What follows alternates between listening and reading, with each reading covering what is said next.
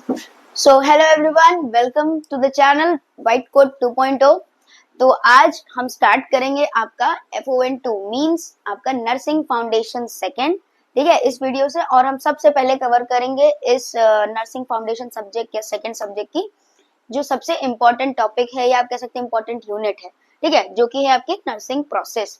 तो इस वीडियो में हम वही डिस्कस करेंगे। उसके पहले मैं आपको ये बता दूं कि नर्सिंग फाउंडेशन सेकंड मेनली आपका क्लिनिकल बेसिस पर है, मींस आपका उसमें ज्यादातर जो वेटेज है वो है प्रोसीजर। ठीक, जो कि आप अपने क्लिनिकल एरियाज में जब आप गए होंगे तो आपने वो प्रोसीजर किए होंगे, या जिन्होंने नहीं किए हैं तो वो आगे अपने जब उनका क्लिनिकल्स होगा तो वो उसमें सीखेंगे। ठीक है, तो हम उन प्रोसीजर्स को आपको अलग अलग वीडियोस में एक्सप्लेन करेंगे। अगर अगर प्रोसीजर्स में कुछ थ्योरेटिकल पार्ट है या कुछ थ्योरी है तो वो आपके वीडियोस में हम इंक्लूड करेंगे। अदरवाइज आपका जो थ्योरी वेटेज है सेकंड आपका फाउंडेशन सेकंड का, उसमें थ्योरी वेटेज इतना है नहीं। ठीक है, आपका थ्योरी वेटेज बहुत कम है, अप्रोक्स आप कह सकते हो 50% है, बाकी 50% आपका प्रोसीजर है। ठीक है, तो प्रोसीजर अगर आप किसी यूनिट में आपका इंक्लूड नहीं होता है तो घबराइए नहीं, प्रोसीजर की एक अलग से वीडियो आएगी। ठीक है, तो शुरू करते हैं बिना टाइम वेस्ट किए। वैसे भी टाइम नहीं है, टाइम वेस्ट किए बिना टाइम वेस्ट किए बस करते हैं स्टार्ट यूनिट 2, जो कि है नर्सिंग प्रोसेस। अब नर्सिंग प्रोसेस को डील करने के लिए या समझने के लिए उसके बाकी के जो चीजें हैं या फिर आप कह सकते हो जो रिक्वायर्ड है कि नर्सिंग प्रोसेस को फॉर्म करने के लिए, उसको फॉर्मुलेट करने के लिए हमें समझना होता है, वो है आपका क्रिटिकल थिंकिंग। ठीक है, तो इससे पहले नर्सिंग प्रोसेस हम डिस्कस करें, उसके पहले हम डिस्कस करेंगे आपका क्रिटिकल थिंकिंग। तो पहला जो टॉपिक है क्रिटिकल थिंकिंग। तो क्रिटिकल थिंकिंग क्या है? आप नॉर्मल टर्म्स में कह सकते हो कि जब आपको कोई ऐसी सिचुएशन मिले जहां पे आपको अपने स्किल्स, अपने नॉलेज, अपनी लर्निंग, अपने थिंकिंग, रीजनिंग, ठीक है, आप अपने हर कॉन्सेप्ट को क्या करते हो, यूटिलाइज करते हो, इंटीग्रेट करते हो, ताकि आप एक perfect decision on the moment with in a second या विद इन अ मिनट आप ले सको, ताकि आप पेशेंट की कंडीशन को बेटर कर सको, या फिर आप कह सकते हो पेशेंट का जो भी मींस प्रोसेस है या मींस आप जो केयर कर रहे हो, ठीक है, उसकी क्वालिटी इंक्रीज कर सको, ताकि पेशेंट को उस सिचुएशन में रिलीफ मिले, या आप कह सकते हो उस सिचुएशन से वो बाहर आए। मेनली क्रिटिकल थिंकिंग आपकी आप जब यूज मीन्स आप अप्लाई करते हो तो वो आपका ऐसे क्रिटिकल मोमेंट, सीवियर मोमेंट्स, आपके अर्जेंट इमरजेंट मूवमेंट्स में आप करते हो। ठीक है, तो क्रिटिकल थिंकिंग के बारे में डिस्कस करते हैं। क्रिटिकल थिंकिंग क्या है? तो डेफिनेशन अगर हम देखें तो इसमें डिफाइन किया गया है क्रिटिकल थिंकिंग को कि एक कॉग्निटिव प्रोसेस है। कॉग्निटिव मींस आपकी थिंकिंग प्रोसेस है, आपकी मेंटल प्रोसेस है। ठीक है, जिसमें एक individual during which an individual reviews data, सबसे पहले क्या है, रिव्यू करता है डेटा को कि एक्चुअल में सिचुएशन जो हमें मिली है वो क्या है। ठीक है, कंसिडर्स पोटेंशियल एक्सप्लेनेशंस, उस समय क्या चीजें आप कह सकते हो मींस इन्वॉल्व्ड है। ठीक है, क्या क्या हमारे पास आप कह सकते हो उसको डील करने के लिए चीजें हैं, ये सारी चीजें। ठीक है, an outcome before forming an opinion और मेकिंग डिसीजन, मतलब सारी चीजें एनालाइज करने के बाद, मतलब पहले तो आपको सिचुएशन हम एनालाइज करेंगे कि सिचुएशन क्या है। लाइक आपके पास कोई ऐसा पेशेंट आ रहा है जिसको ब्रीदिंग डिफिकल्टी हो रही है, ठीक है, वो ब्रीद ही नहीं कर पा रहा है। तो अब आपको एक क्रिटिकल थिंकिंग मोमेंट है, तो आपको क्या करना है, पहले तो उस सिचुएशन को एनालाइज करना है कि एक्चुअल में प्रॉब्लम क्या है। ठीक है, पेशेंट को प्रॉब्लम क्या है? पहला तो है कि उसको ब्रीदिंग प्रॉपर नहीं हो रही, इसको डिफिकल्टी हो रही है, डिस्निया है। ठीक, डिफिकल्टी ऑफ ब्रीदिंग है। तो आप उस चीज को तभी ट्रीट कर पाओगे जब आपको उसका सोर्स, उसका रूट कॉज पता होगा। ठीक है, जैसे ही आपको कॉज पता चलेगा हाँ इस वजह से डिफिकल्टी हो रही, तो आप उसको जैसे ही हटाओगे पेशेंट वापस से अपने नॉर्मल ब्रीदिंग पर आ जाएगा। ठीक है, तो वही आपको करना है कि आप उस वक्त वहां पे जो सिचुएशन है उस चीज को एनालाइज करना है और आउटकम। और आप हाँ ये भी है ना कि लाइक अगर हम एग्जाम्पल के तौर पे अगर पेशेंट को पेन हो रहा है तो हम पेन किलर देंगे, लेकिन क्या वो पेन किलर इफेक्टिव होगा, या वो पेन किलर आप कह सकते हो उस समय देना है, अप्रोप्रिएट है। कुछ मेडिकेशंस है जो हमें नहीं देनी होती, कॉन्ट्राइंडिकेटेड होती है कुछ सिचुएशन में। ठीक है, तो वो सारे मीन्स आपको क्या करना है, बिफोर कोई ओपिनियन या डिसीजन लेने से पहले आपको सारी चीजें एनालाइज करनी होती है, और वो होती है आपकी क्रिटिकल थिंकिंग। मतलब सिचुएशन को भी देखना है, रिसोर्सेज को भी देखना है, जो भी चीजें हैं इस समय इन्वॉल्व है उनको आपको देखना है, और उस पे आप जो भी प्लान करने वाले हो या जो भी आप इम्प्लीमेंटेशन करने वाले हो उसमें आपको ये ध्यान में रखना है कि उसका आउटकम क्या होगा, उसका रिजल्ट क्या होगा, ठीक है, ये क्या हो सकता है अगर हम ऐसा करेंगे। तब आप जाके एक डिसीजन लीजिए और आपको जो आउटकम मिलेगा वो आपके डिसीजन के अकॉर्डिंग होगा, ठीक है। So this is all about critical thinking की आप ऐसे सिचुएशन में क्या करोगे। नाउ क्रिटिकल थिंकिंग की नेक्स्ट डेफिनेशन अगर याद है तो छोटी सी है, critical thinking is a purposeful outcome focused thinking. क्या है, एक पर्पसफुल है, ठीक है, मींस क्रिटिकल थिंकिंग के पीछे कोई ना कोई पर्पस होता है, और आउटकम फोकस्ड थिंकिंग है, मतलब हमें तुरंत रिजल्ट चाहिए, वो ऐसी टाइप की थिंकिंग है, वो अप्रोच उस अप्रोच पर बेस्ड है, ठीक है। एम्स टू मेक जजमेंट, तुरंत हमें जजमेंट मींस हमें तुरंत एक कोई डिसीजन लेना होता है, ठीक है, बेस्ड ऑन दी एविडेंस, जो भी हमारे पास सिचुएशन है एविडेंस्ड है, ठीक है, जो भी हमारे पास करंट सिचुएशन उसके अकॉर्डिंग हमें जजमेंट पास मींस आप कह सकते हो डिसीजन लेना होता है, जो कि जिसका एक पर्पस होगा और हमें रिजल्ट पर फोकस करना है कि हम ये सब तो कर देंगे लेकिन हमारे पास क्या बचेगा, एंड में हमें क्या रिजल्ट मिलेगा, दैट इज क्रिटिकल थिंकिंग।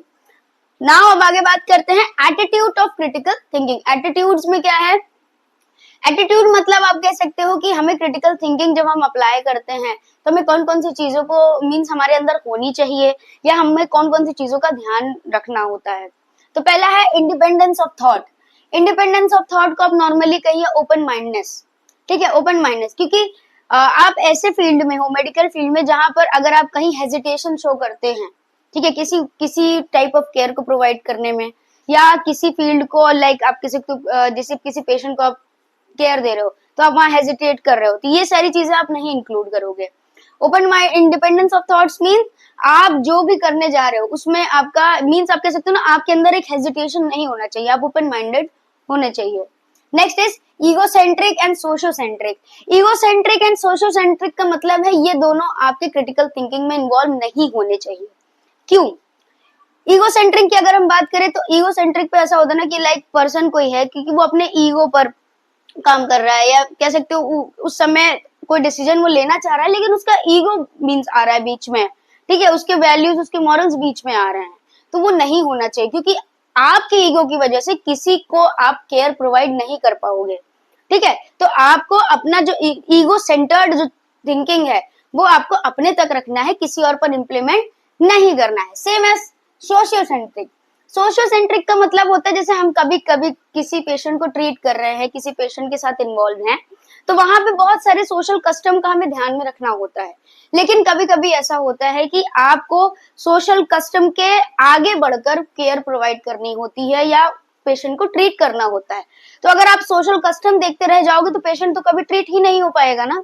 इसी वजह से आपको सोशल कस्टम को कभी कभी कह सकते हो एक ऐसे डिसीजंस लेने पड़ते हैं इनके आप कह सकते हो अप्रोच पर, कि आप इन सारी चीजों को परे रख के पेशेंट को better quality of care provide कर पाओ। Next is intellectual humility. Intellectual humility का मतलब है आपको अपनी नॉलेज के बारे में मालूम होना चाहिए। लाइक फॉर एन एग्जाम्पल, आपको पता है कि आपको कोई प्रोसीजर नहीं आता है, या आपको मालूम है कि आपने वो प्रोसीजर देखा है बट आपने कभी परफॉर्म नहीं किया, आपको सही से नहीं आता है, ठीक है, तो आप क्या करोगे, आप पहले आपको मालूम पड़ गया है या आपको मालूम है कि आपकी वो लिमिट है, आपके उस कि आपको प्रोसीजर नहीं मालूम है तो वो आपकी लिमिट है, ठीक है, तो आप क्या करोगे, पहले उसे एक्सपर्ट से आप सीखोगे, या आप कह सकते हो पहले आप एक्सपर्ट को इन्वॉल्व करोगे, ठीक है, देन आप उस चीज को अप्लाई करोगे। क्यों? क्योंकि अगर आपको अपनी लिमिट नहीं मालूम होगी तो आप पेशेंट को कह सकते हो आप हर्ट कर सकते हो, पेशेंट को आप हार्म कर सकते हो, ठीक है, तो ये आपको ध्यान में रखना है कि आपकी जो नॉलेज की लिमिट है आप उसको ही अप्लाई करो। नाउ अब आपका नेक्स्ट आता है इंटेलेक्चुअल करेज। इंटेलेक्चुअल करेज की अगर हम बात करें तो इसमें क्या लिखा है, convey ones and listen other. मतलब क्या है, इंटेलेक्चुअल करेज का मतलब है कि आपके पास एक ऐसा कॉन्फिडेंस होना चाहिए या आपके अंदर एक ऐसा एटीट्यूड या स्किल होना चाहिए जिसमें आप दूसरे जो भी आप पेशेंट है, पर्सन, इंडिविजुअल है, उनकी बातों को आप प्रॉपरली सुन सकें, आपके अंदर लिसनिंग स्किल होनी चाहिए, एंड सेकेंडली आपके पास क्या ओपिनियन है, क्या व्यूज है, ठीक है, आप उसको प्रॉपरली कन्वे कैसे कर रहे हो, मींस कम्युनिकेशन स्किल होनी चाहिए। पहली लिसनिंग स्किल और दूसरी कम्युनिकेशन स्किल, दैट इज आपका इंटेलेक्चुअल करेज। मतलब आपके अंदर इतना कॉन्फिडेंस है कि आपको जो कहना आप प्रॉपरली कह पा रहे हो और बाकी बाकी जो पर्सन आपके सराउंडिंग में जो बोल रहे हैं आप उनको सुन पा रहे हो या आप सुन के समझ ले रहे हो, that is intellectual courage. Next is integrity. Integrity का मतलब होता है टू अप्लाई नॉलेज। इंटीग्रिटी आप कह सकते हैं ऐसी स्किल है जिसमें आप अपनी नॉलेज को इंटीग्रेट करके प्रॉपरली अप्लाई करते हो और फिर उसके अकॉर्डिंग आपको कह सकते हो आपको इनहेंसमेंट मिलती है, या आप कह सकते हो उसमें आप एक क्या क्या बोलते हो, आप उसमें बेटरमेंट आप देखते हो। आप उस स्किल ले आप कभी कोई प्रोसीजर प्रैक्टिस कर रहे हो, फिर एक ऐसा टाइम आएगा कि आप उसमें एक्सपर्ट हो जाओगे, ठीक है, दैट इज इंटीग्रिटी। परसिवरेंस मतलब आपके अंदर एक ऐसी स्किल होनी चाहिए जिसमें एक होता है ना कि अंदर पेशेंस हो, ताकि आप कोई भी ऐसा सिचुएशन आए, लाइक आप जैसे क्रिटिकल थिंकिंग आप हमेशा ऐसी सिचुएशन में आप करते हो तो वो सिचुएशन को आप डील कर पाओ, ठीक है, आपके अंदर एक पेशेंस लेवल होना चाहिए, आप प्रॉपरली सोच सको, समझ सको और अपने नॉलेज अपने स्किल्स को अप्लाई कर पाओ। देन कॉन्फिडेंस को एक्सप्लेन करने की जरूरत नहीं है, कॉन्फिडेंस सभी को मालूम है। Exploring of thoughts and feelings. Exploring of thoughts and feelings का मतलब है कि आपके अंदर पर्टिकुलर सिचुएशन को लेके क्या थॉट्स एंड क्या फीलिंग्स चल रही हैं, आप उसको समझ पा रहे हो, उसको एक्सप्लोर कर पा रहे हो। Next is curiosity means eagerness. Eagerness आप जानते हैं, क्यूरियोसिटी सेम ही मींस आप सेम ही चीज है कि आपके अंदर एक ऐसी स्किल होनी चाहिए जिसमें आप चीजों को डील कर पाओ प्रॉपरली, उसके बारे में और जानकर। लाइक अगर जैसे हमने पेशेंट की बात करी फॉर एन एग्जांपल पे कि पेशेंट आपके पास है, उसको डिस्निया है, ठीक है, देन आपने उसको ट्रीट किया, आपने अपनी क्रिटिकल थिंकिंग का इस्तेमाल किया, आपने प्रॉपरली मैनेजमेंट किया, फिर आपके अंदर एक ईगरनेस जागी कि ऐसा क्यों हुआ था या क्या कंडीशन थी, ठीक है। अगर लाइक आपको रूट कॉज मालूम है तो वो रूट कॉज कैसे अराइज हुआ, दैट इज आपको वो जानने की जो इच्छा है, that is curiosity. Fair mindness. Fair mindness मतलब अनबायसिंग। अनबायसिंग या अनबायस्ड मतलब किसी के साथ भेदभाव नहीं करना है कि अरे वो गोरा है, वो काला है, वो रिलीजन बेस पे आप डिस्क्रिमिनेशन कर रहे हो, तो ये आपको नहीं करना। आप प्रॉपरली इक्वल ट्रीटमेंट पर्टिकुलर हर पर्सन को आप क्या करोगे, डिलीवर करोगे। रिफ्लेक्शन मीन्स हर चीज के बारे में देखना, लाइक आप जैसे हमने बात करी, आपके पास एक प्रॉपर सिचुएशन है, आप उसके सोर्सेस को देख रहे हो, उस करंट सिचुएशन को देख रहे हो, फिर आप क्या करोगे उसके बारे में आप सोच रहे हो, और आप करने के बाद उसका क्या रिजल्ट आया उसके बारे में भी सोच रहे हो। तो ऑल ओवर हर चीज को देखना, सोचना और हर चीज को इंटीग्रेट करना, एक प्रॉपर डिसीजन लेके आना, that is reflection. Thinking back and fourth मतलब आगे और पीछे दोनों का हमें देखना पड़ता है, दैट इज रिफ्लेक्शन।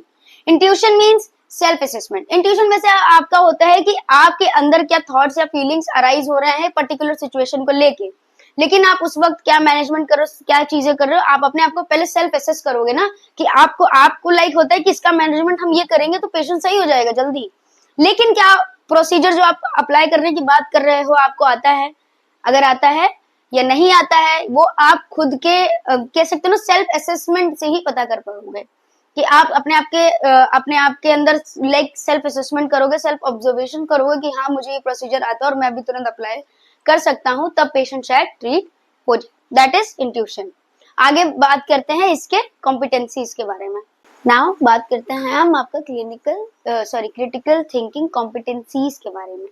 तो क्रिटिकल थिंकिंग कॉम्पिटेंसीज क्या है आपका, आप कह सकते हो कुछ ऐसी कॉम्पिटेंसीज या आप कह सकते हो कुछ आपका ऐसा स्किल और नॉलेज का इंटीग्रेशन जो आपके अंदर है, ठीक है, मीन्स आप कह सकते हो जो आप सीखते हो, समझते हो, परफॉर्म करते हो, ये सारी चीजें नॉलेज एंड स्किल का एक इंटीग्रेशन होता है कॉम्पिटेंसी, ठीक है। तो क्रिटिकल थिंकिंग आप कॉम्पिटेंसीज क्या होती है कि तो क्रिटिकल थिंकिंग की कॉम्पिटेंसी मतलब क्रिटिकल थिंकिंग की स्किल या क्रिटिकल थिंकिंग की नॉलेज आप कैसे अप्लाई करोगे या किन फील्ड्स में अप्लाई होती है, या फिर आप कह सकते हो कि वो जो कॉम्पिटेंसीज होती हैं वो किस काइंड ऑफ होती है, मतलब कितनी क्लासिफिकेशन है, उसके बारे में बात करते हैं।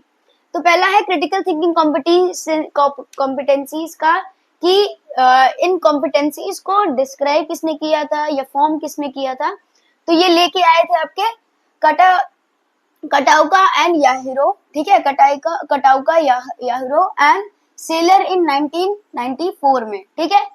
इन्होंने इसको मींस कह सकते हो फॉर्म किया था, ठीक है, इंट्रोड्यूस किया था कॉम्पिटेंसीज के बारे में जो कि क्रिटिकल थिंकिंग की है। अब बात करते हैं उन कॉम्पिटेंसीज की जो इन्होंने डिस्क्राइब किए हैं, तो वो 3 टाइप्स में है। पहला है आपका जनरल क्रिटिकल थिंकिंग, ठीक है, दूसरा है आपका स्पेशल और तीसरा है आपका स्पेसिफिक क्रिटिकल थिंकिंग। तो इन्होंने 3 टाइप ऑफ कॉम्पिटेंसीज के बारे में बात की है जो कि आपकी क्रिटिकल थिंकिंग के टाइप्स होते हैं, ठीक है। तो पहला जो है आपका बात करते हैं जर्नल क्रिटिकल थिंकिंग। मतलब जर्नल क्रिटिकल थिंकिंग का ये है कि क्रिटिकल थिंकिंग आपको जरूरी नहीं कि सिर्फ हॉस्पिटल में या पेशेंट से रिलेटेड हो। क्रिटिकल थिंकिंग आप किसी भी सिचुएशन में अप्लाई कर सकते हो, जनरली किसी भी काइंड ऑफ कह सकते हो एक्टिविटी में या कोई भी ऐसे इमर्जिंग सिचुएशन में जहाँ पे आपको लगता है कि हाँ इसका इंटरवेंशन हमें ढूंढना चाहिए या हमें अप्लाई करना चाहिए। तो जर्नल क्रिटिकल थिंकिंग जो आपकी अप्लाई होती है आपके जर्नल चीजों के बारे में बात करने पे, या फिर कह सकते हो जो आप जर्नल चीजों को डील करते हो, चाहे वो हॉस्पिटल में हो चाहे हॉस्पिटल के बाहर हो, ठीक है। तो जर्नल क्रिटिकल थिंकिंग के बारे में बात करें तो पहला है आपका scientific method. Journal critical thinking का पहला क्या है, साइंटिफिक मेथड। पहला टाइप है साइंटिफिक मेथड में, इसमें बताया जाता है कि आप अपनी जो क्रिटिकल थिंकिंग का इस्तेमाल करते हो जर्नल चीजों को सॉल्व करने के लिए, जर्नल सिचुएशन को सॉल्व करने के लिए, तो वो आप साइंटिफिक अप्रोच पर काम करते हो। मतलब आप मींस कह सकते हो ऐसे डिसीजन फॉर्म करते हो जो आप साइंटिफिक बेसिस पर एविडेंस है, ठीक है।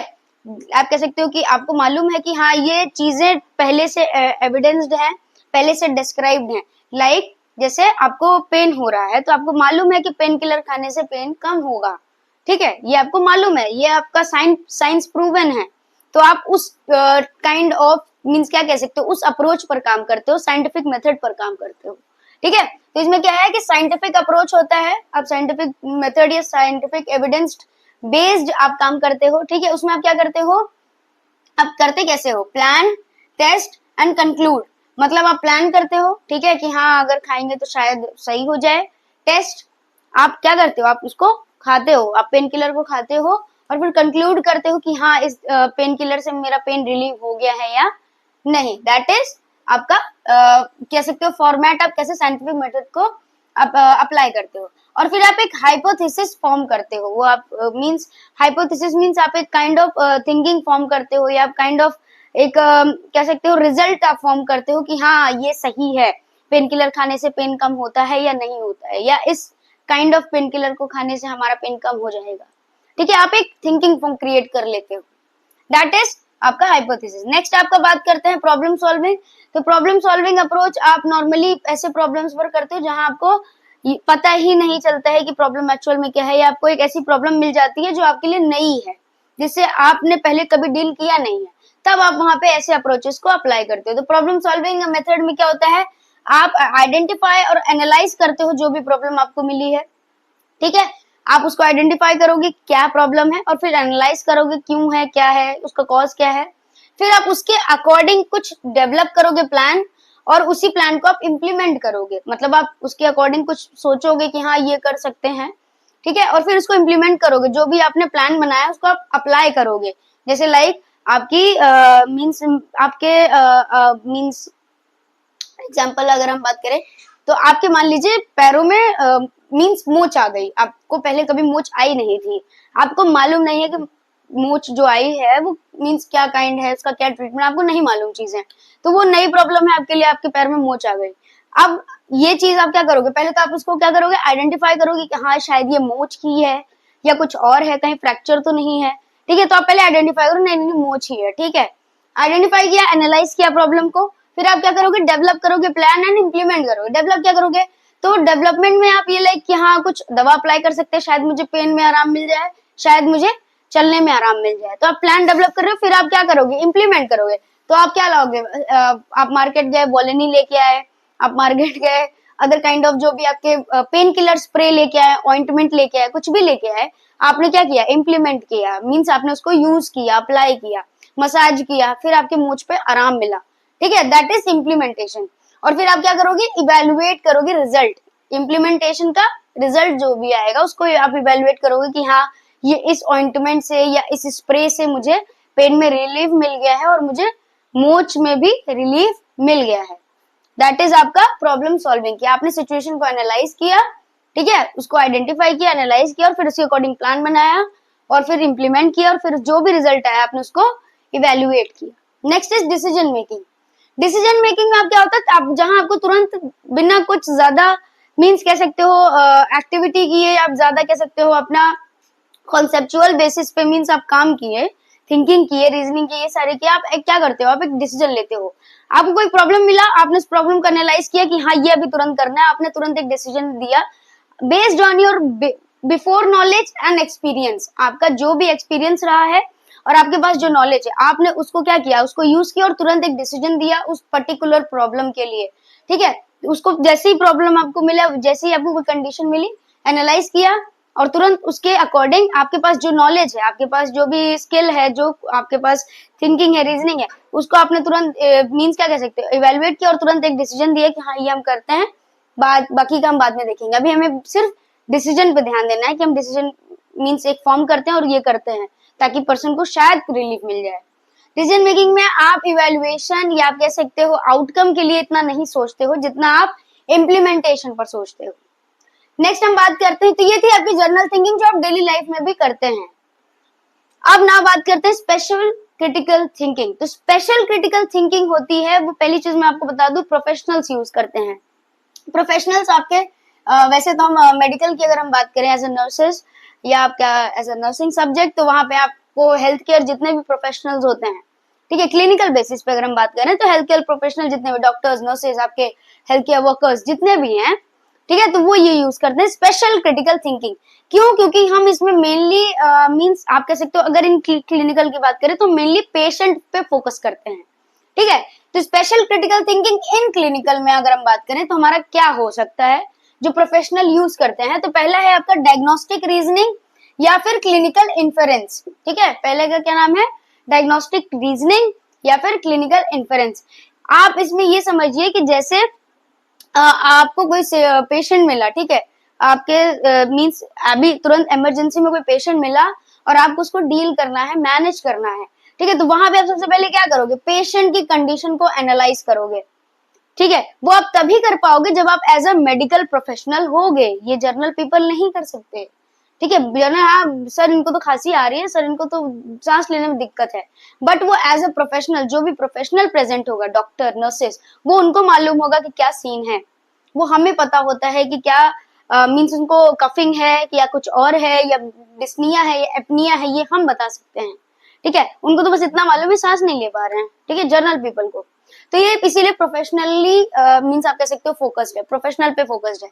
ठीक, तो अब क्या किया, आपने एनालाइज किया पेशेंट की कंडीशन, फिर आप एक डाटा गैदर करोगे, आप तुरंत पूछोगे कि ये कब से हो रहा है, कितनी बार हो चुका है। ठीक है, जैसे हम वॉमिटिंग, अगर पेशेंट को या आपके पास सीवियर वॉमिटिंग हो रही है, उसको सीवियर मींस आप कह सकते हो, आप कह सकते हो कि उसको वॉमिटिंग लाइक आपका 2 to 3 टाइम्स हो चुका है विद इन एन आवर। ठीक है, एक आवर में 2 to 3 times of vomiting patient को आप देख चुके हो। तो उसमें क्या है कि आप पूछोगे ना कि हाँ ये आपको तो नहीं मालूम है ना, तो आप उनसे डेटा गैदर करोगे कि हाँ इस पेशेंट को क्या हुआ है वॉमिटिंग, कितनी बार, कैसा है, क्या है, ब्लड वगैरह तो नहीं है, सारी सारी चीजें आप गैदर करोगे डेटा, तभी तो आप एक कोई आउटकम निकाल पाओगे कि आप इस पेशेंट को ट्रीट कर पाओ। तो ये एक प्रोफेशनल बेसिस पर होता है। फिर आप एक क्लिनिकल जजमेंट फॉर्म करते हो कि हाँ अब हमें चीजें मालूम है, पेशेंट की कंडीशन मालूम है, उसके अकॉर्डिंग आप क्लिनिकल जजमेंट फॉर्म करोगे, आपको दवा एडमिनिस्टर करनी है या कुछ कोई और प्रोसीजर परफॉर्म करना है या व्हाटएवर जो भी आप क्लिनिकल जजमेंट फॉर्म करोगे, दैट इज आपका मींस डायग्नोस्टिक रीजनिंग या फिर क्लिनिकल इन्फेरेंस। मतलब आप clinical basis and used by professional, तीन चीजें करते हो, पेशेंट की कंडीशन को देखते हो, डेटा गैदर करते हो, फिर क्लिनिकल जजमेंट देते हो। ठीक, नेक्स्ट वाला आपका आता है clinical decision making. Clinical decision making मतलब आप डिसीजन मेकिंग प्रोसेस होता है, जैसे हमने बात करी, आप एक डिसीजन देते हो, लेकिन यहाँ पे हमारा मेन क्या है, क्लिनिकल, मतलब आप पेशेंट के रिलेशन में ये काम करते हैं। तो यहाँ पे है careful reasoning of the problem, मतलब पेशेंट आपके पास कोई इमरजेंसी में आया, आप उसको पहले केयरफुल रीजनिंग, मतलब केयरफुल रीजनिंग का मीन्स आप क्राइटेरिया है कि आप पेशेंट का जो भी प्रॉब्लम है उसका मीन्स ऑब्जर्वेशन आपका अच्छा होना चाहिए, ऑब्जर्वेशन स्किल को आप यूज करके उसकी जो भी कंडीशन है, जो पेशेंट बता पा रहा है वो, और जो पेशेंट नहीं बता पा रहा है, जो आपको दिख रहा है वो, ये सब का आपको एक क्या करना है, एक एनालिसिस करना है, पेशेंट के प्रॉब्लम का एनालिसिस करना है। मान लीजिए पेशेंट कह रहा है मुझे बुखार है, बट आपको ये दिख रहा है कि पेशेंट की आंखों में पेलनेस है, ठीक है, पेशेंट फटीग्ड है, ठीक है, पेशेंट मींस चल नहीं पा रहा है, बहुत वीक है, ये आपको दिख रहा है, लेकिन पेशेंट कितना बता रहा है, बस मुझे बुखार है। तो ये आपका है ना कि केयरफुल रीजनिंग, मतलब आपकी ऑब्जर्वेशन स्किल। ठीक, तो careful reasoning of the problem, जो भी पेशेंट है उसकी प्रॉपरली एनालिसिस ऑफ द जो भी उसका कंडीशन है एनालाइज किया, फिर उसके अकॉर्डिंग आप प्रायोरिटी डिटरमाइन करोगे। प्रायोरिटी डिटरमाइन करोगे मतलब फॉर एन एग्जाम्पल, पेशेंट आपके पास आया, उसको पेन भी है और उसको ब्रीदिंग में प्रॉब्लम भी है। मान लीजिए उसको चेस्ट पेन है और उसको ब्रीदिंग प्रॉब्लम है, ठीक है। अब आप क्या कर रहे हो, पहले रीजनिंग देखोगे कि हाँ ब्रीदिंग का प्रॉब्लम है, वो बता रहा है कि मुझे सांस नहीं ले पा रहा और दर्द भी है, ठीक है, चेस्ट में पेन है, ठीक है। अब आप वहां पे रीजनिंग क्या करोगे कि पेशेंट का कंडीशन देख रहे हो, ठीक, और आपने एनालाइज किया कि उसको साइनोसिस हो रखी है, ठीक है, उसके पेरिफेरल पे साइनोसिस। ये पेशेंट तो नहीं बता पा रहा है ना, पेशेंट को बस इतना जो भी मेन प्रॉब्लम वो बता रहा है। आपने ये सारी चीजें किया, देखा, फिर आप क्या करोगे, प्रायोरिटी डिटरमाइन। प्रायोरिटी मतलब अब आप पहले पेशेंट का पेन सही करोगे या ब्रीदिंग, तो हमारा प्रायोरिटी यहाँ पे ब्रीदिंग आएगा। जब पेशेंट सही से ब्रीथ करने लग जाएगा तब हम पेन को ट्रीट करेंगे, तो प्रायोरिटी पे हमारी पहले ब्रीदिंग आएगी। तो आप डिटरमाइन करोगे प्रायोरिटी को, उसके अकॉर्डिंग सबसे बेस्ट गोल जो होगा पहले आप वो अप्लाई करोगे।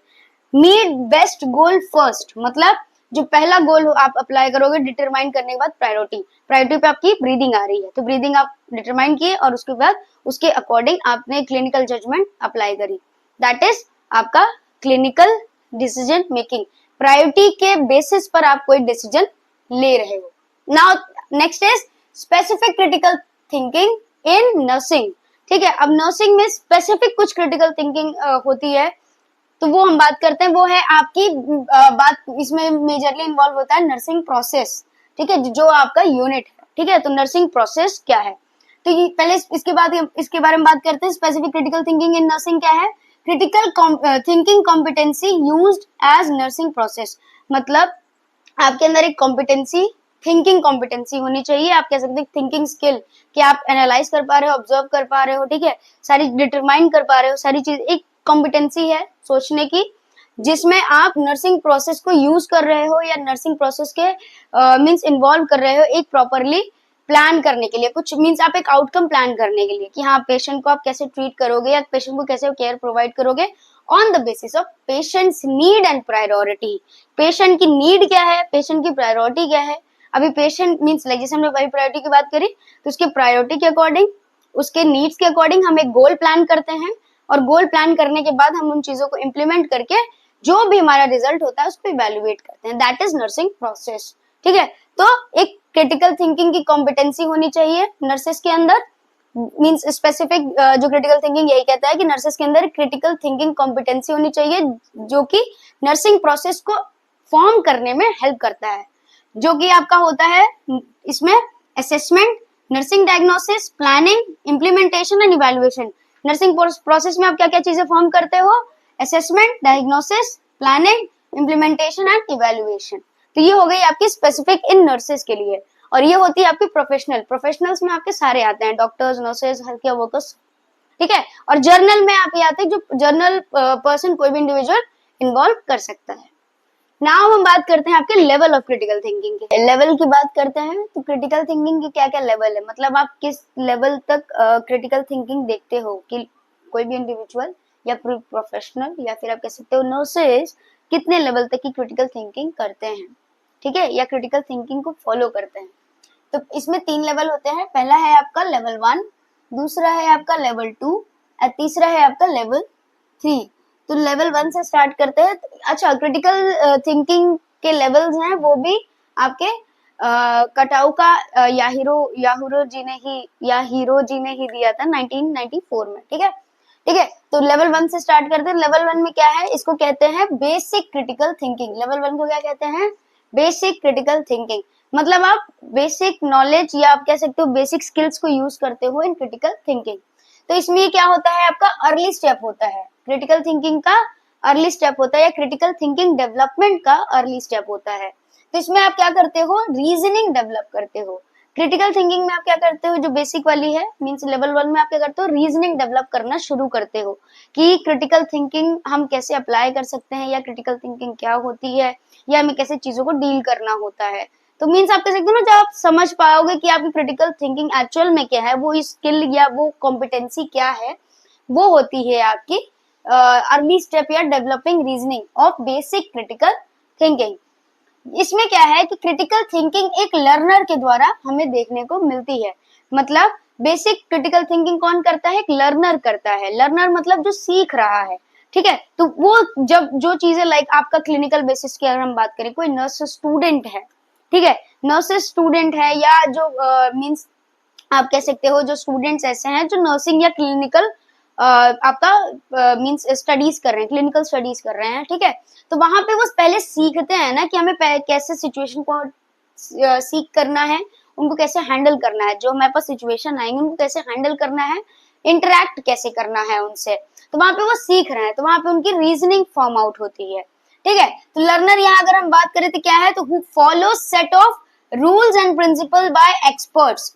तो वो कैसे इंटरेक्ट करेंगे या कैसे चीजों करेंगे, मतलब कोई भी सिचुएशन आ रही है इसको हैंडल कैसे करेंगे, तो वो जो रूल्स एंड प्रिंसिपल्स एक्सपर्ट्स ने बनाए हैं उसके अकॉर्डिंग उसको करेंगे, मींस उसको अप्लाई करेंगे और उसके अकॉर्डिंग वो मींस उस क्रिटिकल थिंकिंग सिचुएशन को क्या करेंगे? ऑप्ट करेंगे, ठीक है, उससे इंटरेक्ट करेंगे as per rules and principles of expert, ठीक है। अब यहाँ पे क्या बताया गया है कि learner accomplishes task under the expertise guidance. इसमें बताया गया है कि जो लर्नर होते हैं, जो भी क्रिटिकल थिंकिंग वाला सिचुएशन अराइज हो रहा है उसको डील करते हैं एक्सपर्टीज के गाइडेंस के अंदर, ठीक है। वो अकेले उस चीज को हैंडल नहीं कर सकते क्योंकि अभी वो लर्निंग फेज में है, तो वो एक्सपर्ट्स के गाइडेंस के अंडर उसको मींस क्या कह सकते हो, उसको इंटरेक्ट करते हैं उसके साथ और उसको सीखते हैं कि कैसे क्रिटिकल थिंकिंग को फॉर्म करनी है या फिर जो सिचुएशन है उसको डील करनी है, ठीक है। यहाँ पर एक ये है, आप कह सकते हो मींस आप कह सकते हो कि एक ड्रॉबैक है कि अगर वीक कॉम्पिटेंसी है, मतलब अगर आपके अंदर कॉम्पिटेंसी वीक है, आपके अंदर स्किल्स नहीं है, आपकी एबिलिटी नहीं है, ठीक है, आपका इंटरेस्ट नहीं है, ठीक है, तो उससे क्या होगा? आपकी जो लर्निंग प्रोसेस है, जो लाइक आप जो रूल्स एंड प्रिंसिपल सीखना चाह रहे हो, जो सिचुएशन हैंडल करना सीखना चाह रहे हो, जो क्रिटिकल थिंकिंग आप डेवलप करना चाह रहे हो, वो आपकी नहीं होगी क्योंकि वो फिर धीरे धीरे वीकन हो जाएगी, ठीक है। आपके एटीट्यूड्स और आपकी वीक कॉम्पिटेंसी की वजह से आपकी जो लर्निंग है, वो जो लर्निंग प्रोसेस है वो स्लो हो जाएगी। तो ये हो गया आपका बेसिक क्रिटिकल थिंकिंग। अब यहाँ से जब जैसे लर्नर चीजें सीख लिया है, थोड़ी बहुत चीजें गेन कर लिया है, ठीक है, वो लर्नर थोड़ी बहुत चीजें जानता है, ठीक है। मान फॉर एन एग्जाम्पल अगर हम बात करें, मान लीजिए कि पहले कोई स्टूडेंट है जिसको कैनुलेशन बिल्कुल नहीं आता, तो फिर वो क्या करेगा? As a basic critical thinker या आप कह सकते हो बेसिक पर्सन स्टूडेंट, वो क्या करेगा? एक्सपर्ट्स के गाइडेंस में देखेगा कैसे इमीडिएट सिचुएशन में आपको कैनुलेशन करना और आईवी एडमिनिस्ट्रेशन करना है। तो वो पहले क्या करेगा? उस चीज को देखेगा, ऑब्जर्व करेगा, समझने की कोशिश करेगा कि वो क्या चीज है या कैसे हमें उस चीज को ऑप्ट करनी है, डील करनी है, ठीक है। तो वहां पे वो सीख रहा है, देख रहा है।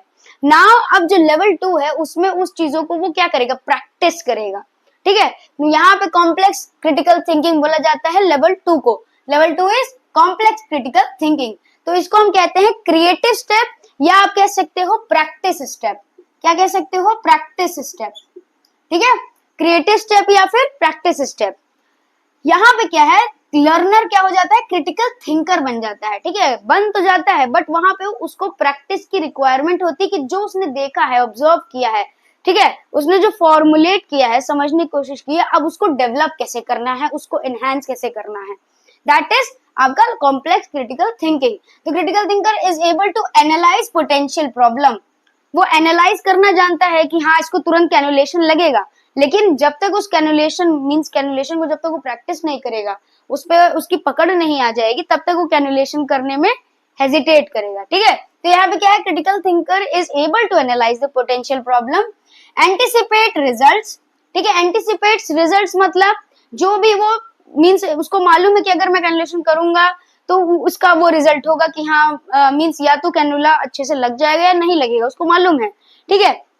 और उसके कॉन्सिक्वेंसेस, जैसे हमने बताया ना कि उसके रिजल्ट्स के बारे में उसको मालूम है कि अगर वो ऐसा करता है तो उसका क्या रिजल्ट आएगा, ठीक, या तो वो पॉजिटिव रिजल्ट होगा या नेगेटिव रिजल्ट होगा।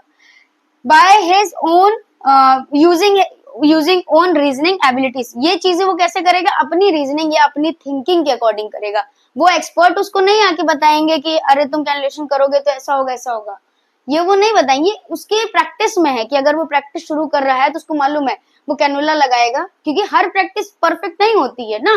तो आप कह सकते हो कि जब वो पहली बार लगा रहा है, दूसरी बार, तीसरी बार लगा रहा है, हो सकता है वो कैलकुलेशन सही से नहीं कर पा रहा है, तो उसको मालूम है कि हाँ हो सकता है कि मैंने इस बार सही से नहीं लगाया है, या इस बार मैंने परफेक्टली लगा दिया है, ठीक है। तो वो आपकी होगी क्रिएटिव या प्रैक्टिस स्टेप हो गई, जिसमें क्रिटिकल थिंकिंग को प्रॉब्लम पोटेंशियल प्रॉब्लम को एनालाइज करना आता है, उसने सीख लिया है as per rules and principles of expert, और उसको मालूम है कि जो वो प्रैक्टिस अप्लाई कर रहा है या जो वो मींस कह सकते हो सॉल्यूशन जो उस प्रॉब्लम के अकॉर्डिंग जो सॉल्व करके सॉल्यूशन उसने बनाया है वो जो अप्लाई करेगा उसके क्या रिजल्ट्स हैं, ठीक है, उसको मालूम है, ठीक है। यहाँ पे क्या करता है critical thinker analyse the solution, benefit and it's risk, ठीक है। सॉल्यूशन जो उसने एनालाइज किया है, ठीक है, उसके रिस्क और बेनिफिट्स उसको मालूम है, ठीक है, लेकिन वो क्या करेगा यहाँ पर कोई भी डिसीजन फॉर्म करने के पहले वो एक्सपर्टीज की सलाह जरूर लेगा, क्योंकि वो परफेक्ट या आप कह सकते हो एक्सपर्ट नहीं है, ठीक है। तो वहां पे लाइक उसको मालूम है ये चीजें हैं, इसीलिए वो कुछ भी अप्लाई करने के पहले या कुछ भी कोई भी जो भी उसने फॉर्म किया है, ठीक है, जो भी फॉर्म किया है उसको अप्लाई करने के पहले प्लान उसका इम्प्लीमेंट करने के पहले वो एक्सपर्टीज का गाइडेंस जरूर लेगा, ठीक है। That is complex critical thinking. तो इसमें है critical thinking analyses solution, it's risk, it's benefits and risk, मतलब जो भी सॉल्यूशन उसने बनाया है प्रॉब्लम के अकॉर्डिंग उसको मालूम है कि इसके ये रिस्क है, इसके ये बेनिफिट्स है, इसीलिए कोई भी डिसीजन बनाने के पहले या उस सॉल्यूशन को इम्प्लीमेंट करने के पहले वो एक्सपर्टीज की सलाह या गाइडेंस जरूर लेगा, ठीक है। तो उसको मींस कह सकते हैं ऑल ओवर वो उसके बेनिफिट्स और रिस्क को एनालाइज करेगा कोई भी सिचुएशन के हिसाब से डिसीजन फॉर्म करने में, ठीक है। तो ये हो गया आपका कॉम्प्लेक्स क्रिटिकल थिंकर, ये हो गया आपका लर्निंग फेज, ये हो गया आपका प्रैक्टिस फेज। अब आपकी प्रैक्टिस हो गई, आपकी लर्निंग हो गई और आप हो गए एकदम एक्सपर्टीज, तो वो आपका होता है क्रिटिकल थिंकिंग का means commitment, commitment in critical thinking level 3। Level 3 क्या है आपका कमिटमेंट इन क्रिटिकल थिंकिंग। यहाँ पे क्या है क्रिटिकल थिंकर जो क्रिटिकल थिंकर है उसने एक्सपर्टीज गेन कर ली है, ठीक है, उसने मीन्स आप कह सकते हो जो भी प्रैक्टिस उसने की है उसमें उसको प्रॉपर नॉलेज प्रॉपर स्किल सारी चीजें हैं, ठीक है, वो एक एक्सपर्टीज हो गया है, ठीक है। तो आप किसी भी सिचुएशन को, किसी भी इमरजेंसी सिचुएशन को, किसी भी क्रिटिकल सिचुएशन को वो हैंडल कर सकता है ऑन हिज ओन बिहाफ या on his own reasoning thinking, वो अपने रीजनिंग अपने थिंकिंग के बल पर किसी भी सिचुएशन को हैंडल कर सकता है, ठीक है। That is critical thinker gains expertise. Then आपका आता है critical thinker reflects own judgement, यहाँ पे वो खुद के डिसीजंस ले रहा है, किसी एक्सपर्ट्स की उसको रिक्वायरमेंट नहीं, वो खुद के जजमेंट क्लिनिकल जजमेंट दे रहा है, ठीक है, अपनी कॉग्निटिव मैच्योरिटी के हिसाब से, जो उसने सीखा है, जो उसको नॉलेज है, जो उसका एक्सपीरियंस है, उसके हिसाब से वो क्लिनिकल जजमेंट कर रहा है, मींस वो पेशेंट को डील कर रहा है एक क्रिटिकल सिचुएशन में।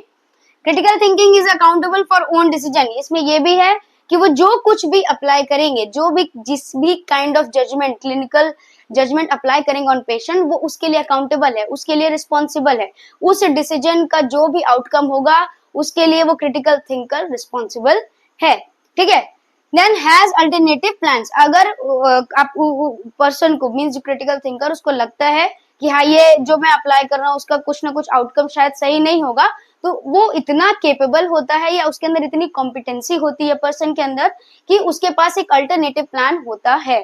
Then next is as per his knowledge skill and experience supports और delays the action of plan, उसके मीन्स आप कह सकते हो जहाँ पे क्रिटिकल थिंकर है उसके पास इतनी नॉलेज इतनी स्किल्स या फिर आप कह सकते हो इतना एक्सपीरियंस होता है कि जो भी उसने सॉल्यूशन फॉर्म किया है उस प्रेजेंट सिचुएशन के अकॉर्डिंग, क्रिटिकल थिंकिंग को जैसे उसने फॉर्मुलेट किया है अपने, ठीक है, जैसे थिंकिंग रीजनिंग को फॉर्मुलेट किया है तो उसके अकॉर्डिंग ही हैज राइट, या आप कह सकते हो उसके पास इतना कॉम्पिटेंस है, मीन्स आप कह सकते हो स्किल है कि वो उस प्लान को चाहे तो इम्प्लीमेंट करे, चाहे तो जो इम्प्लीमेंटेड प्लान है उसको रोक दे या फिर उसमें डिले कर सकता है कि हाँ अभी एक काम कर, लाइक फॉर एग्जांपल कोई पेशेंट आया, ही इज अ प्रोफेशनल या आप कह सकते हो नर्सिंग प्रोफेशनल, आप कह सकते हो कोई नर्सिंग प्रोफेशनल है, एक्सपर्टीज है, ठीक है, प्रॉपर नर्सिंग प्रोफेशनल, उसके पास कोई पेशेंट आया इमरजेंसी सिचुएशन में, उसने डील करना है उसको लाइक तो पहले सबसे है कि वाइटल लेनी है, ठीक है, क्या प्रॉब्लम है, डेटा गैदर करना है, सारी चीजें हैं,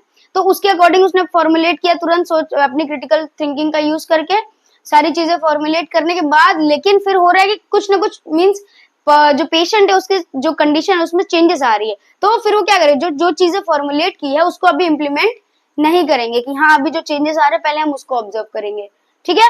तो ये है, तो वहां पे क्या है कि उसके पास जो भी पर्सन है क्रिटिकल थिंकर, उसके पास प्रॉपर नॉलेज, स्किल या फिर एक्सपीरियंस होता है कि वो अपने प्लान्स का अल्टरनेटिव रखे, अपने प्लान्स को डिले कर सकता है या अपने प्लान्स को उस कॉम्पिटेंसी लेवल पर और उस सिचुएशन के अकॉर्डिंग उसको क्या कर सकते हो, चेंज कर सकते हैं या फॉर्मुलेट कर सकते हैं। तो ये हो गया आपका लेवल थर्ड, मतलब learner, practice person and then एक एक्सपर्ट। ये होता है आपका लेवल्स ऑफ क्रिटिकल थिंकिंग। अब आते हैं आपके नर्सिंग प्रोसेस पर, जो कि क्रिटिकल थिंकिंग से ही इन्वॉल्व है। मतलब आपको जब क्रिटिकल थिंकिंग डेवलप हो जाती है तो आप एक एक्सपर्टीज होते हैं, मीन्स आप जब लेवल थर्ड तक पहुंच जाते हो, एक एक्सपर्टीज होते हैं कि आप एक नर्सिंग प्रोसेस को फॉर्म कर सकते हो।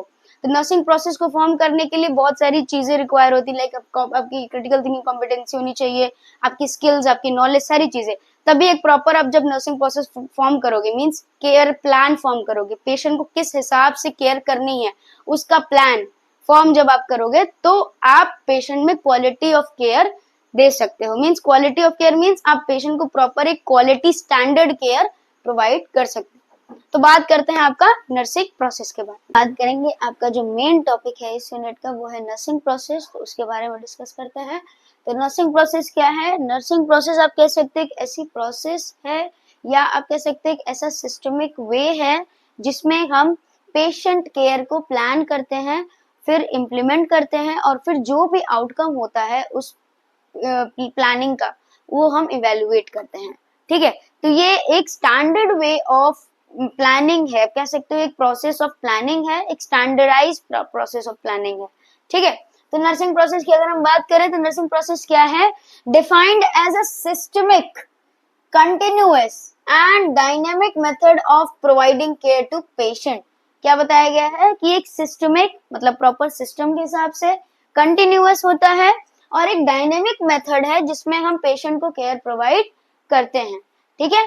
Then it consist of series of sequential phase, ठीक है। एक सीरीज ऑफ सीक्वेंशियल फेज मतलब हम फेसेस के अकॉर्डिंग, ठीक है, प्रायोरिटी के अकॉर्डिंग हम काम करते हैं, एक पर्टिकुलर स्टेजेस के अकॉर्डिंग हम काम करते हैं, जिसमें हम प्रायोरिटीज बिल्ड करते हैं और रिजल्ट क्या होता है उसका, फिर एक अचीवमेंट ऑफ गोल, जो हमारा गोल था, ठीक है। जैसे हमने जो प्रायोरिटी फिक्स करी तो हम पर्टिकुलर गोल रखेंगे ना कि हाँ ये प्रायोरिटी जैसे ही हमें अकम्प्लिश होगी, हमें अचीव होगी, तो हमारा जो भी गोल था वो पूरा हो जाएगा, ठीक है। तो क्या है? एक सीक्वेंशियल फेज है जिसमें हम प्रायोरिटीज को फिक्स करते हैं ताकि हम जो पर्टिकुलर गोल हम फिक्स मतलब फॉर्म किए थे या जो हमारा गोल था हम उसको अचीव कर पाए। ये किस में हो सकता है? लाइक हमें पेशेंट को केयर प्रोवाइड करनी है, आप कह सकते हो कि पेशेंट को प्रॉब्लम है यूरिनरी रिटेंशन है, ठीक है, रिटेंशन हो रखा है, अब पर्सन जो है वो उसका यूरिन आउटपुट नहीं हो पा रहा है,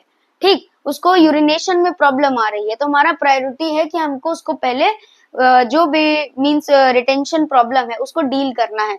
जैसे इसको हम डील करेंगे उसका पेन, उसका जो भी प्रॉब्लम, जो भी कुछ होगा वो ट्रीट हो जाएगा ऑटोमेटिक, ठीक है। हम पहले जो प्रॉब्लम है उसको डील करते हैं। तो हमारी प्रायोरिटी फिक्स, हमारा गोल क्या है कि पेशेंट को रिलीव कराना है रिटेंशन से। हमारा गोल यही होगा कि पेशेंट को जो प्रॉब्लम है, रिटेंशन प्रॉब्लम है, तो उसको उससे आराम मिले, ठीक है।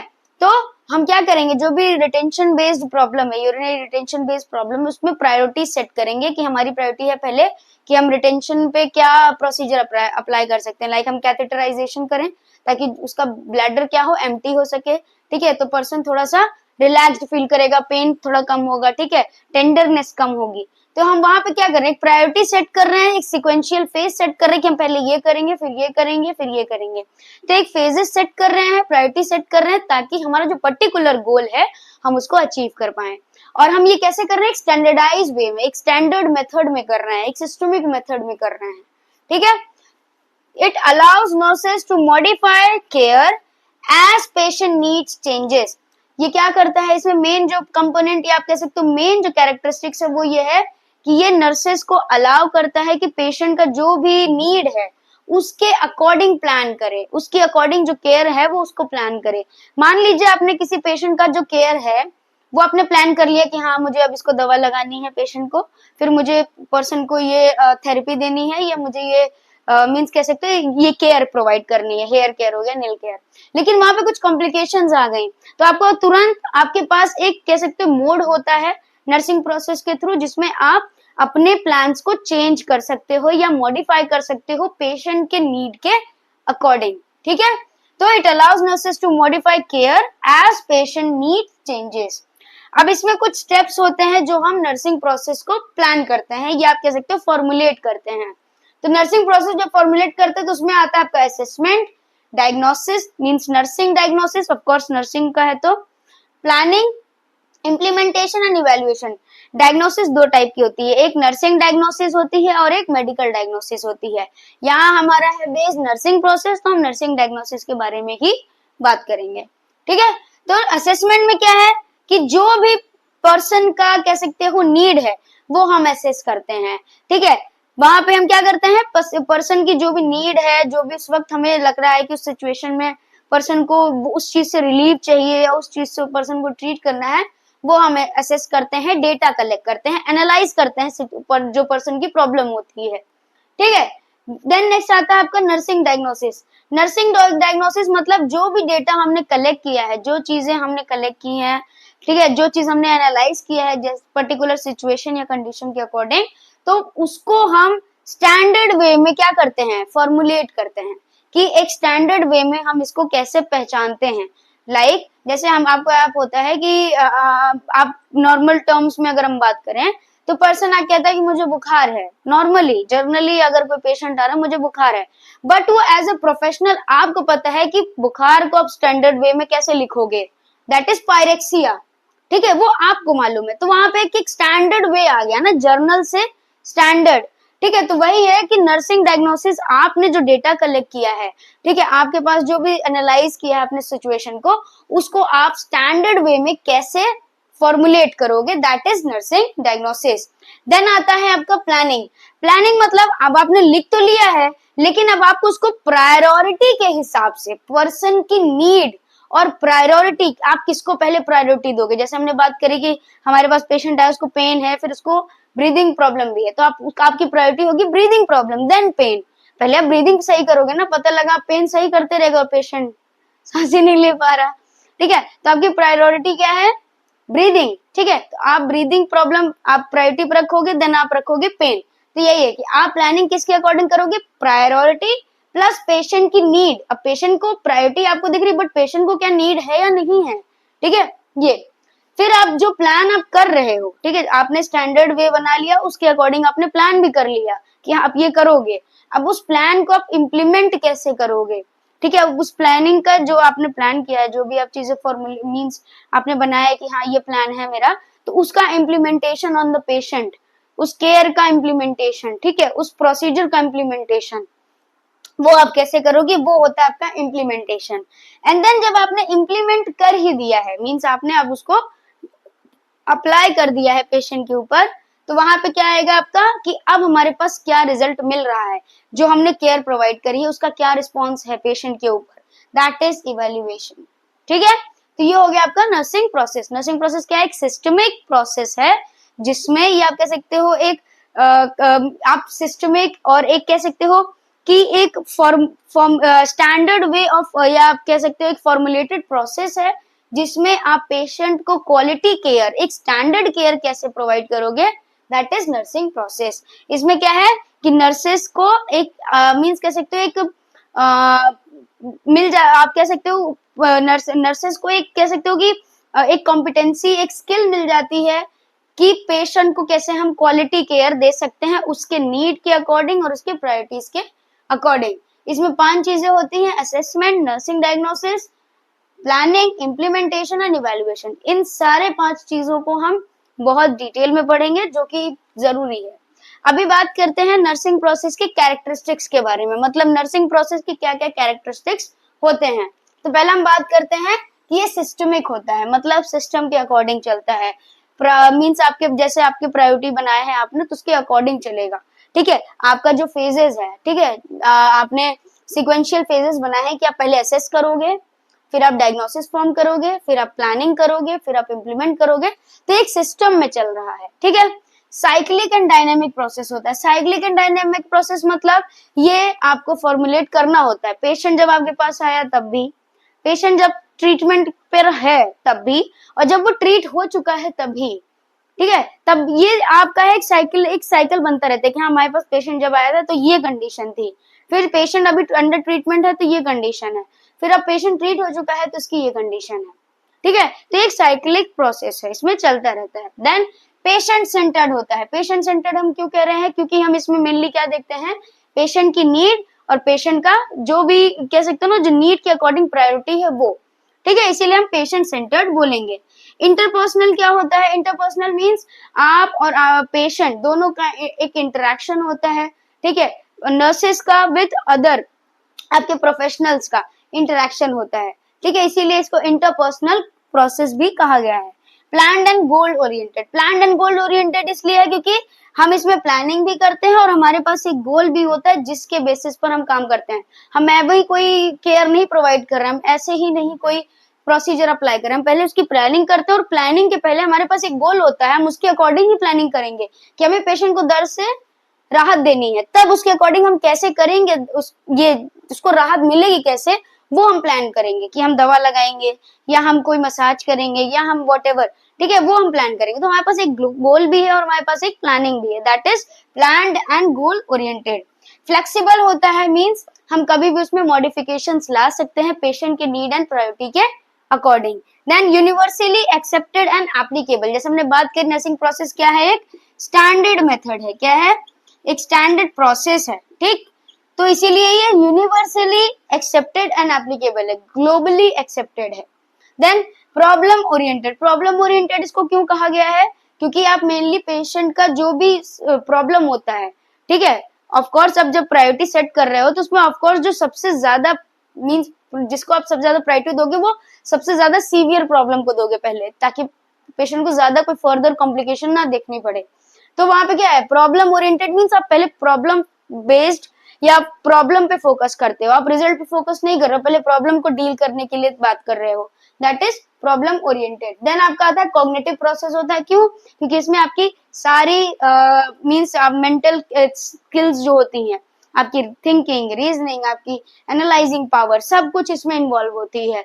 एनालाइजिंग पावर हो गई, आपकी फॉर्मुलेटिंग पावर होगी, कैसे आप बनाओगे, आपकी थिंकिंग कैपेसिटी हो गई, सारी चीज इसमें इन्वॉल्व होती है, इसीलिए कॉग्निटिव प्रोसेस बोला गया है। देन आउटकम ओरिएंटेड इसको क्यों बोला गया, क्योंकि हम इवेल्युएशन पर भी फोकस करते हैं। क्यों, क्योंकि अगर हमने कोई चीज फॉर्मुलेट करी है, हमने एनालाइज किया, बनाया, प्लान किया, इम्प्लीमेंट किया, अगर इवेल्युएशन पे हम फोकस नहीं करेंगे कि हमने सब कुछ कर तो दिया लेकिन उसका रिजल्ट क्या है हम उस पर फोकस नहीं कर रहे हैं, तो हमें कैसे पता चलेगा कि वो इफेक्टिव था या नहीं, जो केयर हमने दिया है वो इफेक्टिव था या नहीं, उसके लिए हमें इवेल्युएशन करना पड़ेगा, इसीलिए दिस इज आउटकम ओरिएंटेड, ठीक है। तो ये हो गया आपका नर्सिंग प्रोसेस। तो अब हम शुरू करते हैं आपके नर्सिंग प्रोसेस के स्टेप्स के बारे में, जिसमें पहला आपका आता है असेसमेंट, ठीक है। अब पहला जो आपका स्टेप्स है नर्सिंग प्रोसेस में वो है आपका असेसमेंट, तो उसके बारे में हम डिस्कस करते हैं।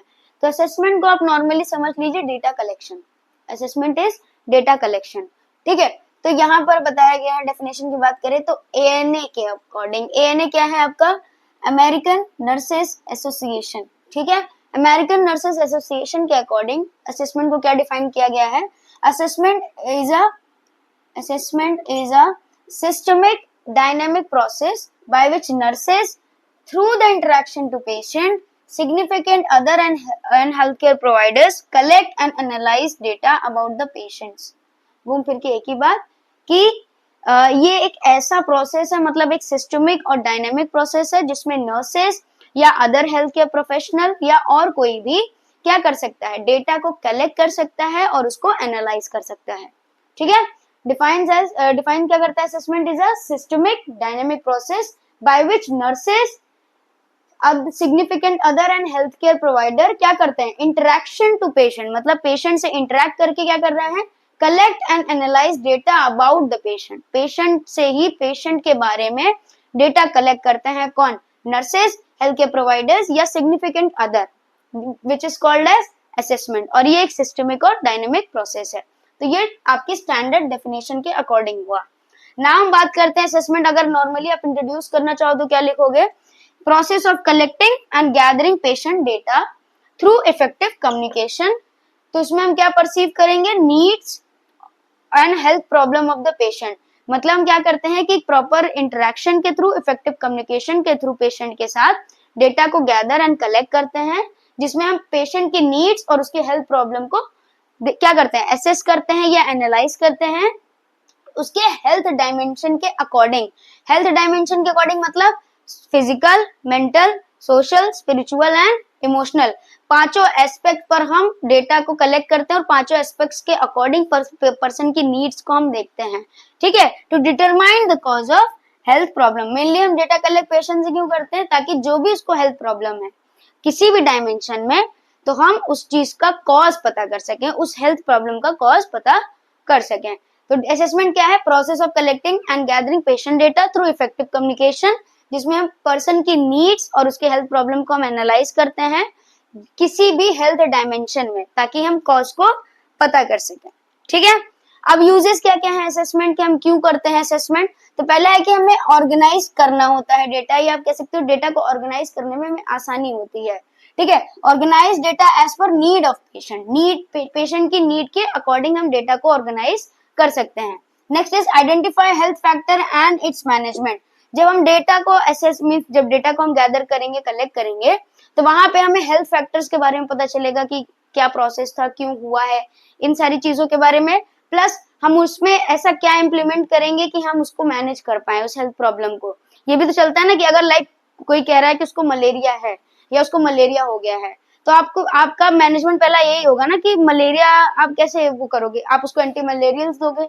ठीक है, तो आपका ये प्रोसेस में होगा, मैनेजमेंट प्रोसेस में। ठीक है, तो आप हेल्थ फैक्टर्स को आइडेंटिफाई करोगे। हेल्थ फैक्टर आइडेंटिफाई करने मतलब कैसे हो रहा है, तो ऑफकोर्स जो आपका क्या बोलते हैं मॉस्किटो बाइट से हो रहा है, एडीज मॉस्किटो, तो आप वो ये चीजें होता है ना कि इसको एलिमिनेट करोगे पहले, अगर वो एलिमिनेट हो जाएगा तो बाकी किसी और को होगा भी नहीं। ठीक है, तो आप हेल्थ फैक्टर्स को आइडेंटिफाई कर रहे हो, प्लस उसके मैनेजमेंट के बारे में भी आप देख रहे हो। Next is bring functional behaviour. Functional behaviour मतलब जो आप डेटा कलेक्ट करते हो तो आपको मालूम पड़ता है कि अच्छा पर्सन को ये चीजें हैं। मान लीजिए पर्सन को हाइपरटेंशन है due to excessive use of salt, मतलब उनको सॉल्ट ज्यादा खाने की आदत है। ठीक है, तो आप क्या करोगे, वहां पे बिहेवियर पैटर्न को चेंज करने में आप हेल्प करोगे पेशेंट की कि अरे आप अपना जो सॉल्ट इनटेक है वो कम करिए। ठीक है, लो सोडियम डाइट लीजिए, ये सारी चीजें। बिल्ड थेराप्यूटिक रिलेशनशिप, ये हमने बात कर लिया था कम्युनिकेशन चैप्टर में कि थेराप्यूटिक रिलेशनशिप क्या होता है। तो वहां पे हमें थेराप्यूटिक रिलेशनशिप मतलब पेशेंट को ट्रीट करने के लिए इफेक्टिव कम्युनिकेशन बिल्ड करना होता है, दैट इज थेराप्यूटिक रिलेशनशिप। तो वहां पे वो बिल्ड करना इजी हो जाता है जब हम डेटा कलेक्ट करते हैं from patient. Discuss health goals, of course जब हम हेल्थ गोल्स जितने भी डिस्कस करेंगे कि हाँ आपको ये मॉडिफिकेशन करने चाहिए, आपको ये करना चाहिए, तो आपकी हेल्थ बेटर होगी, वहां पे हम हेल्थ गोल्स के बारे में डिस्कस करते हैं। Identify patient strength and knowledge towards the condition. अब पेशेंट जिस कंडीशन को लेके आया है आपके पास, लाइक उसको जो भी प्रॉब्लम है, जो भी डिजीज इलनेस है, तो उसके पास उस कंडीशन को लेके कितनी नॉलेज है, ये आप जब डेटा कलेक्ट करोगे तो आपको ऑटोमेटिक पता चल जाएगा कि उसको उसके बारे में मालूम है भी या नहीं मालूम है, उसके मैनेजमेंट, उसके कॉज कुछ मालूम है या नहीं। ठीक है, देन फ्रेम नर्सिंग डायग्नोसिस, जो मेन इंपॉर्टेंट है डेटा कलेक्शन का, कि आप नर्सिंग डायग्नोसिस कैसे फ्रेम करोगे या फॉर्मुलेट करोगे। ठीक है, अब बात करते हैं टाइप ऑफ असेसमेंट की। असेसमेंट टाइप के बारे में अगर हम बात करें तो इसमें आपके 4 टाइप्स होते हैं। ठीक है, तो पहला है आपका इनिशियल कॉम्प्रिहेंसिव असेसमेंट। ठीक है, इनिशियल कॉम्प्रिहेंसिव असेसमेंट को हम एडमिशन असेसमेंट भी कहते हैं। ठीक है, क्या कहते हैं, एडमिशन असेसमेंट। अब जैसा कि इस टर्म से हमें समझ में आ रहा है कि हम डेटा कब कलेक्ट करेंगे, एडमिशन के टाइम पे। तो क्या है ये कि लाइक जब पेशेंट आपके पास मींस कोई ऐसी कंडीशन से आ रहा है जिसमें हम पेशेंट को एडमिट कर रहे हैं, ठीक है, किसी भी पर्पस पर, चाहे वो डायग्नोस्टिक पर्पस हो या फिर उसका ट्रीटमेंट पर्पस हो। ठीक है, तो वहां पे एडमिशन असेसमेंट हम करते हैं। वहां पे मेजरली हम क्या करते हैं, आइडेंटिफाई करते हैं फंक्शनल हेल्थ की और बेसिक डेटा कलेक्ट करते हैं। On the time of admission हम उसके पर्टिकुलर जो भी फंक्शनल हेल्थ प्रॉब्लम है उसकी, ठीक है, कि वो किस वजह से हॉस्पिटल आया है, ठीक है, उसको क्यों एडमिट किया जा रहा है, क्या प्रॉब्लम है, कितने टाइम से, जितनी भी सारी चीजें होती हैं बेसिक, ठीक है, जितनी भी फंक्शनल चीजें होती हैं वो हम करते हैं, और प्लस उसका बेसिक डेटा, ठीक है, उसका आइडेंटिफिकेशन डेटा, डेमोग्राफिक डेटा हम कलेक्ट करते हैं on the time of admission. तो ये हो गया आपका इनिशियल कॉम्प्रिहेंसिव असेसमेंट। नाउ आपका आता है प्रॉब्लम फोकस्ड असेसमेंट। मतलब हम डेटा हम पेशेंट डेटा कब असेस करते हैं, किसी प्रॉब्लम फोकस पर। मीन्स आप कह सकते हो कि पेशेंट आपके पास कोई ऐसी कंडीशन में आया है जहां पे उसको अभी कह सकते हो कि इमीडिएट ट्रीटमेंट की रिक्वायरमेंट है। लाइक हो सकता है कि अपेंडिक्स आपका नॉर्मल, अगर हम बात करें केसेस की या एग्जांपल की, तो आपका, तो जैसे कि हम बात करें प्रॉब्लम फोकस असेसमेंट की, तो प्रॉब्लम फोकस असेसमेंट क्या है कि आपके पास जो पेशेंट आ रहा है वो पर्टिकुलर किसी प्रॉब्लम के उस पे आ रहा है ना, लाइक उसको कोई हेल्थ प्रॉब्लम होगी तो आ रहा है, तो आप वो तब असेसमेंट करते हो या तब डेटा कलेक्ट करते हो जब आपको किसी प्रॉब्लम बेस्ड पर आपको डेटा चाहिए होता है। लाइक आप कह सकते हो कि आपके पास पेशेंट आ रहा है कोई ऐसे केसेस के साथ, लाइक उसको इमीडिएट ट्रीटमेंट की रिक्वायरमेंट है, ठीक है, उसको कोई रिस्पायरेटरी प्रॉब्लम आ रही है, ठीक है, वो सांस नहीं ले पा रहा है, ठीक है, तो वहां पे आप उसका तुरंत जो भी इमीडिएट मींस डेटा कलेक्ट करोगे, क्रिटिकल कंडीशन डेटा, ठीक है, दैट इज आपका प्रॉब्लम बेस्ड डेटा, ठीक है, या प्रॉब्लम फोकस्ड असेसमेंट, ठीक। तो वहां पे आपको बेसिक डेटा चाहिए, क्यों है, कब से है, या आप मींस उनको ये कंडीशन क्यों है, कब से है, क्या मींस ये हो गया, मींस ये कब से हो रहा है, मींस टाइम कब का है, क्या पहले भी हुआ है, ये सारी चीजें आप डेटा कलेक्ट करते हो ना उस समय पर्टिकुलर चीजों को, उसके बाद फिर आप बेसिक डेटा बाद में लेते हो। पहले आप पर्टिकुलर क्रिटिकल चीजों के बारे में डेटा एसेस करोगे ताकि आप प्रॉपरली मैनेजमेंट अप्लाई कर सको, ठीक है। तो ये जैसे आपका हो सकता है एमएलसी केसेस हो गए, ठीक है, आपके MLC cases, medico legal cases, उसमें आप ये मेजरली देखते हो एग्जाम्पल आपका। तो प्रॉब्लम फोकस असेसमेंट क्या है, done to critically ill patient, जो क्रिटिकल इल पेशेंट है उनसे आपको अभी जो प्रॉब्लम के साथ वो आए हैं उस प्रॉब्लम पे फोकस करते हुए हम जो डेटा कलेक्ट करते हैं, that is problem focused assessment. Gather data about specific health problem, ठीक है, तो जो हेल्थ प्रॉब्लम वो लेके आए उसके बारे में हम डेटा कलेक्ट करते हैं। Next third is emergency assessment. Emergency assessment का मतलब होता है, जैसे आप नाम से देख रहे हो, तो पेशेंट आपके पास ऐसी कोई कंडीशन आ रहा है जिसमें उसकी लाइफ थ्रेटनिंग कंडीशन हमें देखने को मिल रही है, ठीक है, तो वहां पे आप डेटा उतना ही कलेक्ट करते हैं या आप उसके रिगार्डिंग उतना स्पेसिफाइड डेटा लेते हो जितना आपके पास मींस आप कह सकते हो जितना आपको मैनेज करने के लिए चाहिए डेटा। लाइक कि अगर आपके पास कोई पेशेंट आ रहा है आरटीए का, रोड ट्रैफिक एक्सीडेंट, ठीक है, तो आपको दिख रहा है तो आप वहां पे उतना ही डेटा कलेक्ट करोगे जितना अभी आपको उसको ट्रीट करने के लिए रिक्वायर्ड है, ठीक है, कि उसका ब्लड ग्रुप क्या है, उसका मतलब जो भी पर्सन है, जो पेशेंट है, उसका पेशेंट का ब्लड ग्रुप क्या है, पेशेंट का ये कितना है, पेशेंट को कोई एलर्जी तो नहीं, तो आप स्पेसिफिक इमरजेंसी जो डेटा होते हैं आप उतना ही लोगे ताकि आपको ट्रीटमेंट में कोई प्रॉब्लम ना आए, आप ट्रीटमेंट में कोई ऐसा कोई इशू ना फेस करो। तो इमरजेंसी डेटा क्या होता है, done in life threatening condition to overcome health problem, जो भी हेल्थ प्रॉब्लम है उसको तुरंत मैनेज करने के लिए, ओवरकम करने के लिए हम उतना ही स्पेसिफाइड डेटा लेते हैं या गेन करते हैं पेशेंट से जितना हमें रिक्वायर्ड है पेशेंट को ट्रीट करने के लिए। देन नेक्स्ट आता है आपका टाइम लैप्स असेसमेंट या फिर on going assessment. Time lapse assessment या ऑन गोइंग असेसमेंट आप कह सकते हो कि आप वैसे मींस एक पर्टिकुलर काइंड ऑफ डेटा लेते हो या आप कह सकते हो एक फॉर्मेटेड डेटा लेते हो, मींस एक फॉर्मेट के बेसिस पर लेते हो, स्टेजेस के अकॉर्डिंग, या आप कह सकते हो एक प्रॉपर सिस्टमिक वे में डेटा लेते हो जिसमें पेशेंट की कंडीशन, उसकी पास्ट हिस्ट्री, प्रेजेंट, या फिर उसको आगे कोई रिस्क है, ठीक है, तो ये सारा सब कुछ उसमें इन्वॉल्व होता है, ठीक है, that is time lapse. Time lapse मतलब आपका properly past, present and future, ठीक है, प्रॉपर हर चीज का आपके पास एक डेटा, आप डेटा कलेक्ट करते हो थ्रू पेशेंट कि उसको कोई रिस्क होने वाला है या उसके फैमिली में कोई ऐसी कंडीशन है जो शायद पास ऑन हो सकती है जेनेटिकली, ठीक है, ये सारी चीजें आप उसमें गेन करते हो, एग्जाम्पल के तौर पे बता रहे थे, ठीक। तो ऑनगोइंग असेसमेंट क्या होता है, एक systemic monitoring of patient condition होती है। सिस्टमिक मॉनिटरिंग मतलब आप पेशेंट को जब ट्रीट कर रहे हो तब आप कोई डेटा ले रहे हो कि हाँ, लाइक आपने खाना खाया, आपको कोई प्रॉब्लम तो नहीं है, जो हमने दवा एडमिनिस्टर करी है, जो हमने दवा लगाई है उससे कोई प्रॉब्लम तो नहीं है, कोई साइड इफेक्ट तो नहीं दिख रहा, ठीक है, कोई एलर्जी तो नहीं है आपको, तो जो आप नॉर्मली आप कह सकते हो कि टाइम लैप्स पर मींस आप पर्टिकुलर 4 आवर्स पर ले रहे हो, पर्टिकुलर 24 आवर्स पर ले रहे हो, या पेशेंट जब फॉलो अप के लिए आ रहा है आप तब ले रहे हो, तो वो एक प्रॉपर टाइम लैप्सिंग के अकॉर्डिंग आप ले रहे हो पेशेंट का डेटा, दैट इज आपका टाइम लैप्स डेटा या फिर on going assessment. On going इसलिए बोला जाता है कि जैसे आपने पेशेंट आपके पास एडमिट है, आपने उसको कोई केयर प्रोवाइड करी, कुछ समय बाद आप मीन्स मान लीजिए 4 आवर्स बाद आप आए कि आपने जो केयर किया था इफेक्टिव है या नहीं, आप पेशेंट से पूछ रहे हो, ठीक है, आपको रिलीफ मिला या नहीं मिला, ठीक है, आपको जो प्रॉब्लम हो रही थी वो आपको आप वो प्रॉब्लम है कि नहीं है, आपको उससे आराम है या नहीं। तो ये आप जो नॉर्मल डेटा ले रहे हो दैट इज आपका टाइम लैप्स असेसमेंट। ये आप केयर के बीच में, प्रोसीजर्स के बीच में, फॉलोअप्स के टाइम, ये या फिर डिस्चार्ज के टाइम आप ये सारे डेटा क्या बोलते हो अगेन करते हो फ्रॉम पेशेंट थ्रू असेसमेंट। ठीक है, अब बात करते हैं असेसमेंट के स्टेप से, मतलब असेसमेंट डेटा कलेक्शन करते कैसे हैं। ठीक है, स्टेप्स क्या क्या होती हैं कहते हैं हम आपके असेसमेंट के स्टेप्स के बारे में कि हम असेसमेंट करेंगे कैसे, मतलब डेटा कलेक्शन करेंगे कैसे, कैसे गैदर करेंगे डेटा को। तो असेसमेंट के स्टेप्स होते हैं आपका data collection, validation of data, organisation of data and documentation of data. Assessment के स्टेप्स में 4 चीजें होती है कि आप डेटा के साथ क्या क्या स्टेप्स इन्वॉल्व करोगे। पहला, आप डेटा को कैसे कलेक्ट करोगे। दूसरा, कैसे उसको वैलिडेट करोगे कि हाँ वो डेटा सही है। तीसरा, कैसे ऑर्गेनाइज करोगे उन डेटा को। देन आपका डॉक्यूमेंट कैसे करोगे उस डेटा को। ये सब आता है आपके असेसमेंट के स्टेप्स में। अब हम एक एक करके डिस्कस करते हैं। तो पहला आपका है डेटा कलेक्शन। तो डेटा कलेक्शन के बारे में हम बात करते हैं। तो डेटा कलेक्शन क्या है? Gathering information about patient condition.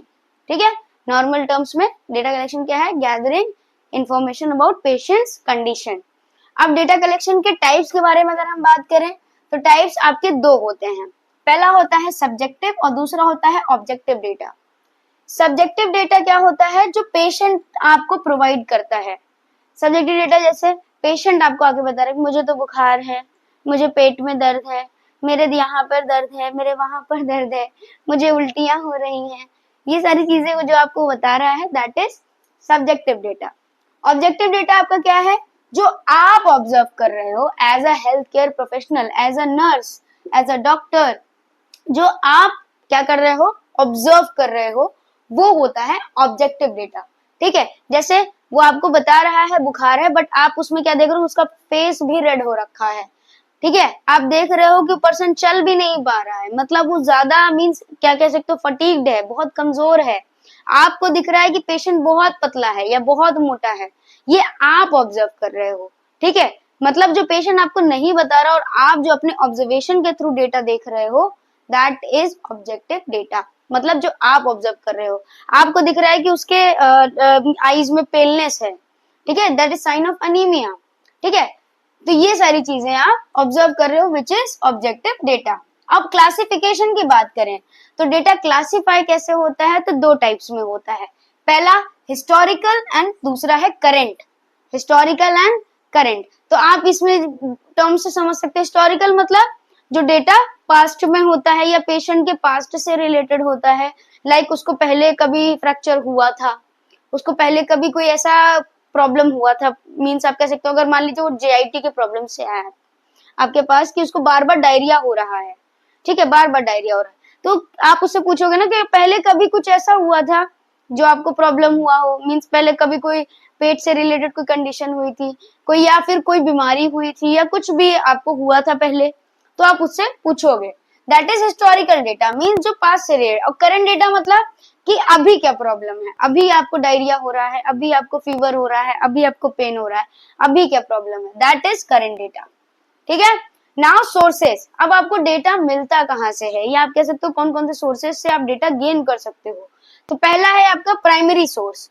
Primary source मतलब जब आप पेशेंट से पूछते हो, पेशेंट की फैमिली, फ्रेंड्स, उसके रिलेटिव्स, जो भी आपको आप जो पेशेंट के साथ में है, जब आप उनसे, और पेशेंट सेल्फ, अगर पेशेंट कॉन्शियस है, ठीक है, पेशेंट आपको लग रहा है कि जो डेटा प्रोवाइड कर रहा है वो प्रॉपर एविडेंस्ड है या वैलिड है, तो आप पेशेंट से या पेशेंट फैमिली या रिलेशन फ्रेंड सबसे आप जो डेटा कलेक्ट कर रहे हो दैट इज प्राइमरी सोर्स। मतलब आप पेशेंट, फैमिली, रिलेशन, फ्रेंड्स जो भी है, आप उनसे जो डेटा ले रहे हो that is primary source. Secondary source क्या है? जो आप उनके डॉक्यूमेंटेशन से ले रहे हो, लाइक उन्होंने कोई जांच कराई हो, लाइक जैसे कोई डायग्नोस्टिक इवेंट, मींस कोई डायग्नोस्टिक रिपोर्ट्स हो, कोई लैब की रिपोर्ट हो कि हाँ देखिए डॉक्टर साहब मैंने ब्लड टेस्ट करा लिया था, या सिस्टर मैंने ब्लड टेस्ट करा लिया था, तो इसमें ये आ रहा है और मुझे बुखार भी हो रहा है बहुत दिन से। तो वो जो बता रहे हैं वो तो आपका हो गया प्राइमरी सोर्स, और जो आपको वो दिखा रहे हैं लैब रिपोर्ट्स हो गया, कोई डॉक्यूमेंटेशन हो गया कि मुझे पहले भी हुआ था, इस पे पहले मुझे ये दवा चली थी, तो ये आपके हो गए सेकेंडरी सोर्स। मतलब कोई डॉक्यूमेंटेशन अगर पार्ट ऑफ डेटा है, दैट इज सेकेंडरी सोर्स। ठीक है, अब हम बात करते हैं मेथड्स। मेथड्स मतलब हम डेटा कलेक्ट कैसे करेंगे, किन किन मेथड से करेंगे। तो पहला है इंटरव्यू मेथड। तो इंटरव्यू मेथड टर्म से आप देख सकते हो, इंटरव्यू करना मतलब क्वेश्चन आयर्स टू पेशेंट और इट्स फैमिली। मतलब या तो हम पेशेंट से डायरेक्टली कोई क्वेश्चन पूछ लें, मींस आप कह सकते हो कि पेशेंट से डायरेक्टली हम क्वेश्चन पूछ लें उसके हेल्थ कंडीशन के अकॉर्डिंग, उसकी जो भी प्रॉब्लम उसके रिलेशन में, या फिर फैमिली से हम पूछे कि पेशेंट को क्या प्रॉब्लम है, आपने क्या देखा है, या आपको पेशेंट क्या बताता है। तो वो सारे मींस जो क्वेश्चंस हम करते हैं दैट इज इंटरव्यू। दो टाइप का होता है इंटरव्यू भी, एक डायरेक्टिव होता है, एक नॉन डायरेक्टिव होता है। डायरेक्टिव मतलब जिसमें हम स्ट्रक्चर क्वेश्चन लेके जाते हैं कि हाँ मुझे बस इतने ही क्वेश्चन पूछने हैं स्ट्रक्चर्ड वे में। और नॉन स्ट्रक्चर्ड क्या होता है, नॉन स्ट्रक्चर्ड मतलब कि हम पहले उनके साथ थेराप्यूटिक रिलेशन बिल्ड करते हैं, मींस आईपीआर बनाते हैं कि यार अच्छा ठीक है आप पेशेंट हैं, आपका नाम ये है, ओके अब आप क्या करते हैं, या फिर आपकी क्या प्रॉब्लम है, ऐसा करके आप नॉन स्ट्रक्चर वे से आप शुरू करते हो। पहले एक आईपीआर आप मेंटेन करते हो, फिर आप मेन जो कंडीशन है उस पर आते हो। ठीक है, तो ये इंटरव्यू मेथड। नेक्स्ट आपका है ऑब्जर्वेशन मेथड। ऑब्जर्वेशन मेथड क्या है कि आप ऑब्जर्व क्या कर रहे हो, उसके थ्रू जो डेटा आप गेन कर रहे हो, जैसे हमने बात करा ना ऑब्जेक्टिव डेटा, ठीक है सेम वही है। थ्रू ऑब्जर्वेशन कोई साइन, कोई फंक्शन, डिसफंक्शन आपको दिख रहा है, कुछ भी जो पेशेंट के अंदर आपको दिख रहा है, ठीक है, जो आप ऑब्जर्व कर रहे हो कि हाँ पेशेंट में ये प्रॉब्लम आ रही है, ठीक, पेशेंट बार बार चक्कर खा के गिर रहा है, आपको दिख रहा है, पेशेंट को शिवरिंग हो रही है, पेशेंट तो नहीं बता रहा लेकिन आपको दिख रहा है कि पेशेंट में शिवरिंग हो रही है, ठीक है, दैट इज आपका ऑब्जर्वेशन। डेटा जो आप गेन करोगे that is through observation. Then next is physical examination. Physical examination क्या है, आप पेशेंट को एग्जामिन करते हो, ठीक है, हेड टू टो। कैसे करते हो, हेड से टो की, हेड टू टो मतलब हेड टू टो पूरा होल बॉडी आप एग्जामिन करते हो, तब आप जो डेटा कलेक्ट करते हो वो आता है आपका फिजिकल एग्जामिनेशन डेटा। और इसमें हम पेशेंट का रिस्पॉन्स भी नोट करते हैं। फिजिकल एग्जामिनेशन कैसे होता है, आपके सेंसेस के थ्रू, मतलब इंस्पेक्शन। पहला है आपका इंस्पेक्शन। इंस्पेक्शन मतलब कि आप क्या इंस्पेक्ट कर रहे हो, जैसे लाइक आप मींस पेशेंट कह रहा है कि मुझे बार बार आपका मींस मुझे बार बार फीवर हो जा रहा है, या मुझे बार बार प्रॉब्लम हो रही है, मुझे बार बार इन्फेक्शन हो रहा है, तो आप उस साइड को इन्फेक्ट करो। मैं कह लीजिए लाइक एग्जाम्पल के तौर पे बात करें तो पेशेंट कह रहा है कि मुझे बार बार इसी एरिया में इन्फेक्शन हो जा रहा है और मुझे बार बार यहाँ पे खुजली होती है, तो आप उसको पहले देखोगे ना कि कहाँ क्या प्रॉब्लम है।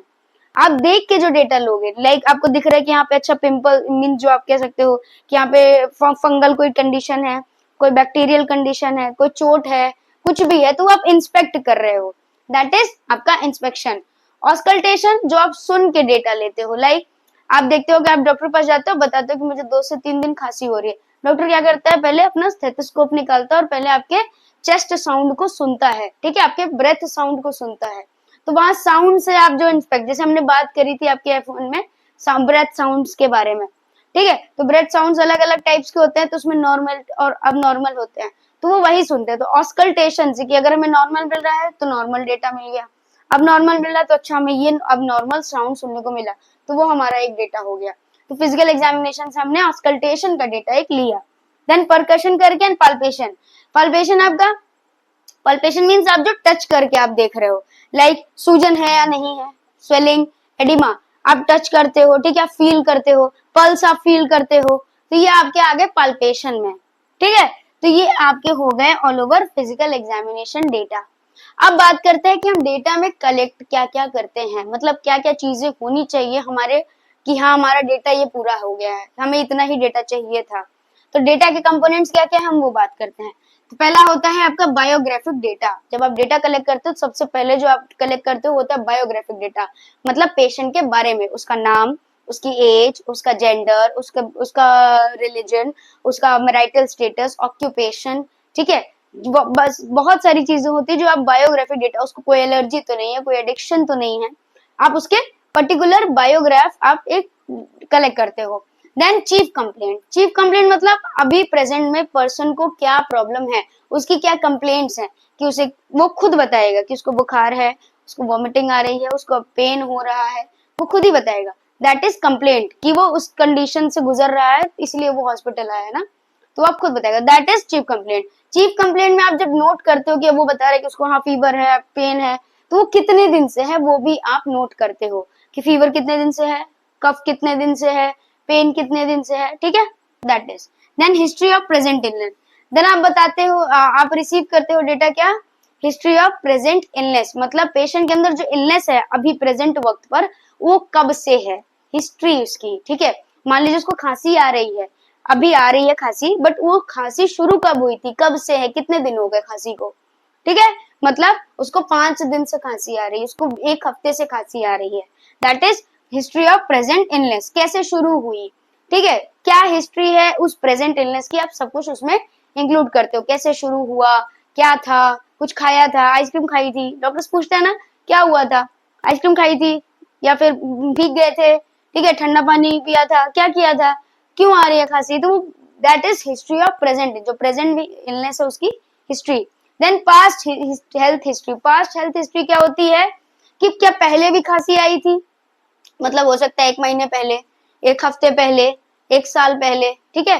तो हम वहां पे पास्ट पास्ट में जो पेशेंट की अगर कोई प्रॉब्लम है, कोई कोई कंडीशन है, लाइक अभी आपके पास कोई पेशेंट आया है, उसको हार्ट हार्ट कंडीशन है कोई, ठीक है, उसको कोई हार्ट रिलेटेड कंडीशन है, तो आप पेशेंट से पूछते हो कि आपको पहले भी ऐसा कुछ हुआ था, लाइक हो सकता है पेशेंट अपने पास्ट में उसको हाइपरटेंशन हुआ था, ठीक है, वो हाइपरटेंसिव स्टेज पर था, ठीक है, तो वो आप कलेक्ट करोगे तो उसकी उस फ्यूचर मींस उसके पास्ट में कोई हेल्थ की हिस्ट्री है या नहीं, ठीक है। Then family history, family history मतलब कि फैमिली में किसी और को है या नहीं, जो कंडीशन वो फेस कर रहा है, जो हेल्थ कंडीशन उसमें हमें दिख रही है, तो क्या वो किसी और को भी है घर में, ताकि आप जैसे कुछ होते हैं ना, कुछ कंडीशन जेनेटिकली क्या होती है, ट्रांसफर होती है, ठीक है, जेनेटिकली प्रोपागेट होती है, तो वो हमें एसेस करनी होती है थ्रू फैमिली हिस्ट्री की, फैमिली में किसी और को भी है या नहीं। ये मेनली आपका बहुत हेल्पफुल होता है जब कोई जेनेटिक कंडीशन आप डील कर रहे हो, बहुत मेजर, अगर हम बहुत बेस्ट एग्जांपल बात करें तब कैंसर्स, ठीक है, तो वहां पे हमें ये हेल्पफुल होता है। सिस्टमिक रिव्यू, सिस्टमिक रिव्यू आपका होता है कि आप हेड टू टो जितने भी सिस्टम्स आपके आ रहे हैं, आपका रेस्पिरेटरी सिस्टम, जीआई सिस्टम, आपका cardiovascular system, musculoskeletal, nervous, integrity, इतने सारे सिस्टम है आपके ऑल ओवर, तो उन सारे सिस्टम का एक ओवरव्यू, ठीक है, कि हाँ इस सिस्टम में कोई प्रॉब्लम है, इस सिस्टम में कोई प्रॉब्लम नहीं है, जब आप ओवरव्यू कर लोगे तो आपको ऑल ओवर समझ में आएगा कि क्या प्रॉब्लम आ रही है और कहाँ पर आ रही है, ठीक। Lifestyle and social data, lifestyle social data में आपको कहता है पेशेंट कैसे रहता है, उसका रहन सहन कैसा है, उसका सोशल इकोनॉमिक स्टेटस कहता है, लाइक अगर पेशेंट रिच है तो ऑफ कोर्स वो मींस फूड कंजप्शन उसका अच्छा होगा, लेकिन वो जंक फूड भी ज्यादा खाता होगा। पुअर है तो उसका माल न्यूट्रिशन होगा, वो खाना ही नहीं खाता होगा, ठीक है। अगर आपका कह सकते अंडर पॉवर्टी लाइन पेशेंट है, ठीक, तो वहां पे हमें मिल जाता है ना, एक सोशल इकोनॉमिक, रिच है तो उसका हाइजीनिक स्टेटस ठीक ठाक होगा, या हो सकता है कोई और प्रॉब्लम हो, पुअर में है कि हाइजीनिक स्टेटस सही नहीं होता है, तो ये सारी चीजें हैं, ठीक है। तो आप उसके लाइफस्टाइल बाकी जैसे आपका है कि कुछ लोग एक्टिव लाइफस्टाइल है, ठीक है, वर्क कर रहे हैं, बहुत ज्यादा वर्क कर रहे हैं, स्ट्रेस है, कुछ लोग एसिडेंटरी में है, काम ही नहीं कर रहे तो उससे प्रॉब्लम अराइज हो रही है, तो आप लाइफस्टाइल एंड सोशल डेटा आप गेन करते हो। साइकोलॉजिकल डेटा की बात करें तो उनका मेंटल स्टेटस या मेंटल हेल्थ कैसी है वो आप गेन करते हो, ठीक है, उनका रिस्पॉन्स कैसा है, उनका कंसंट्रेशन कैसा है, उनका कॉन्शियसनेस कैसा है, इंटेलिजेंस कैसी है, जजमेंट कैसा है, रीजनिंग, उनका एटीट्यूड, ये सारी चीजें आप इसमें देखते हो। Then pattern of care, pattern of care आप लिखते हो कि अब डेटा सारा हमने इन्वॉल्व कर लिया है, अब आपने किन हिसाब से केयर प्रोवाइड करना है वो आप डेटा में लिखते हो, ठीक है, मतलब आपने कौन कौन सी केयर प्रोवाइड करी है, आपने कौन सा केयर प्लान किया है प्रोवाइड करने के लिए, वो आप लिखते हो, ठीक है। तो ये ऑल ओवर आपका हो गया डेटा कलेक्शन, ठीक है। मेथड्स क्या होते हैं वही बता दिए, किस मेथड से आप करोगे, ठीक है, सोर्सेस कैसे आप लोगे, कि कहाँ से लोगे आप डेटा, ठीक है, किस हिसाब का लोगे डेटा, हिस्टोरिकल और करंट में, और कितने टाइप का डेटा होता है, मतलब कितने टाइप्स में आप डेटा लिखोगे, that is 2 types, subjective and objective. ये मेन है, कई बार एमसीक्यूज में आपका आता है, ठीक है, तो ये आप देख लीजिए। देन नेक्स्ट इज आपका, हम बात करते हैं वैलिडेशन ऑफ डेटा का बचता है, या आप कह सकते हो आता है, that is validation of data. तो वैलिडेशन ऑफ डेटा के बारे में अगर हम बात करें तो वैलिडेशन, जैसे हमने बताया था कि हम एक एविडेंस बेस्ड डेटा रखते हैं, मतलब हम हमारे पास उस डेटा का प्रूफ होना चाहिए कि हाँ वो जो डेटा हमने कलेक्ट किया वो सही है, ठीक है। तो यहाँ पे क्या है कि मींस क्या है, prevention of data miss interpretation, misunderstanding या फिर इनकरेक्ट कंक्लूजन। मतलब हमारे पास ऐसा ना हो कि हमने जो डेटा कलेक्ट किया है वो मिसअंडरस्टैंडिंग के थ्रू है, उसका हम मिस इंटरप्रिटेट कर रहे हैं, ठीक है, कि वो डेटा ही गलत है, हम फॉर्मुलेट नहीं कर पा रहे हैं, या फिर हमने जो डेटा किया है, कलेक्ट किया है, वो इनकरेक्ट है, ठीक है। फॉल्स डेटा नहीं होना चाहिए, हमारे पास जो डेटा है वो एविडेंस बेस्ड होना चाहिए और ट्रू होना चाहिए, that is validation of data. तो इसका आप नॉर्मल टर्म से कह लो कि वेरिफिकेशन ऑफ डेटा हम कहते हैं, validation of data means valid होना चाहिए। टू प्रिवेंट इनएक्यूरेसी, किसी भी काइंड ऑफ इनएक्यूरेसी को हम प्रिवेंट करने के लिए वैलिडेशन करते हैं। नेक्स्ट आपका आता है ऑर्गेनाइजेशन ऑफ डेटा। तो ऑर्गेनाइजेशन ऑफ डेटा हमेशा याद रखना सिस्टमिक वे में होता है, मतलब प्रॉपर सिस्टम के अकॉर्डिंग। तो ऑर्गेनाइजेशन हम डेटा कैसे करते हैं, मींस हम डेटा को ऑर्गेनाइज कैसे करते हैं, हायरार्की ऑफ नीड के अकॉर्डिंग, फंक्शनल हेल्थ प्रॉब्लम्स के अकॉर्डिंग, बॉडी सिस्टम अप्रोच पर करते हैं, और लास्ट में है आपका थ्योरी ऑफ सेल्फ केयर, जिसमें हम self care as a priority करते हैं कि हम सेल्फ केयर मॉडिफिकेशन कैसे करेंगे, उसके अकॉर्डिंग हम डेटा ऑर्गेनाइज करते हैं। Next is documentation of data, मतलब हम कैसे डॉक्यूमेंट करेंगे, अब जो हमने डेटा कलेक्ट किया उसको हम रिकॉर्ड कैसे करेंगे, रिकॉर्डिंग ऑफ डेटा कैसे करेंगे, या आप कह सकते हो कि रिकॉर्डिंग ऑफ डेटा हम किस बेसिस पर करते हैं, या कैसे करना है, मींस हम एक प्रॉपर प्रिंसिपल्स पर काम करते हैं, ठीक है। तो रिकॉर्डिंग ऑफ डेटा हमारा होना चाहिए correct, concise, compact, clear and confidential. 5 C's हैं, ठीक है। इसमें होना चाहिए जो डेटा हमने लिया है वो करेक्ट होना चाहिए, कंसाइज होना चाहिए, इतना लंबा चौड़ा नहीं होना चाहिए कि इंसान डर जाए, दफ्तर की फाइल लगे, ठीक है। कॉम्पैक्ट होना चाहिए, क्लियर होना चाहिए, जितना भी है क्लियर हो, और सबसे बड़ा और इम्पोर्टेंट है जो है आपका कॉन्फिडेंशियल होना चाहिए, क्योंकि वो बहुत मींस आपका मेन डेटा होता है, मेजर डेटा होता है, जिसमें अगर डेटा लीक होता है तो पेशेंट को बहुत सारी चीजों को फेस करना होता है फिर, और उसके बेसिस पर आपको भी बहुत सारी चीजों से फिर डील करना पड़ सकता है। इसीलिए आप जो डेटा कलेक्ट करो उसको हमेशा कॉन्फिडेंशियल रखें। ये आपका कह सकते हो एक नर्सिंग रोल ही नहीं, एक रिस्पॉन्सिबिलिटी ही नहीं, बल्कि आपकी एथिकल रिस्पॉन्सिबिलिटी भी है। आपकी प्रोफेशन के अकॉर्डिंग आपके एथिक्स में है कि आप किसी भी पेशेंट का डेटा मिस इंटरप्रिटेट या मिस यूज नहीं कर सकते, ठीक है। आपको उसको कॉन्फिडेंशियल रखना है, पेशेंट की बाउंड्रीज को रिस्पेक्ट करना है, ठीक है। अब डेटा रिकॉर्डिंग हम किस पर्पस पर करते हैं, ठीक है। तो पहला है आपका हिस्ट्री ऑफ हेल्थ रखने के लिए, कि हेल्थ की हिस्ट्री रखने के लिए हम डेटा प्रॉपर डॉक्यूमेंट करते हैं। लीगल रिकॉर्ड रखने के लिए कि अगर कोई प्रॉब्लम जैसे एमएलसी केसेस आ रहे हैं तो उसका डेटा में हमारे पास रिकॉर्डेड होना चाहिए। रिसर्च पर्पसेस के लिए, ठीक है।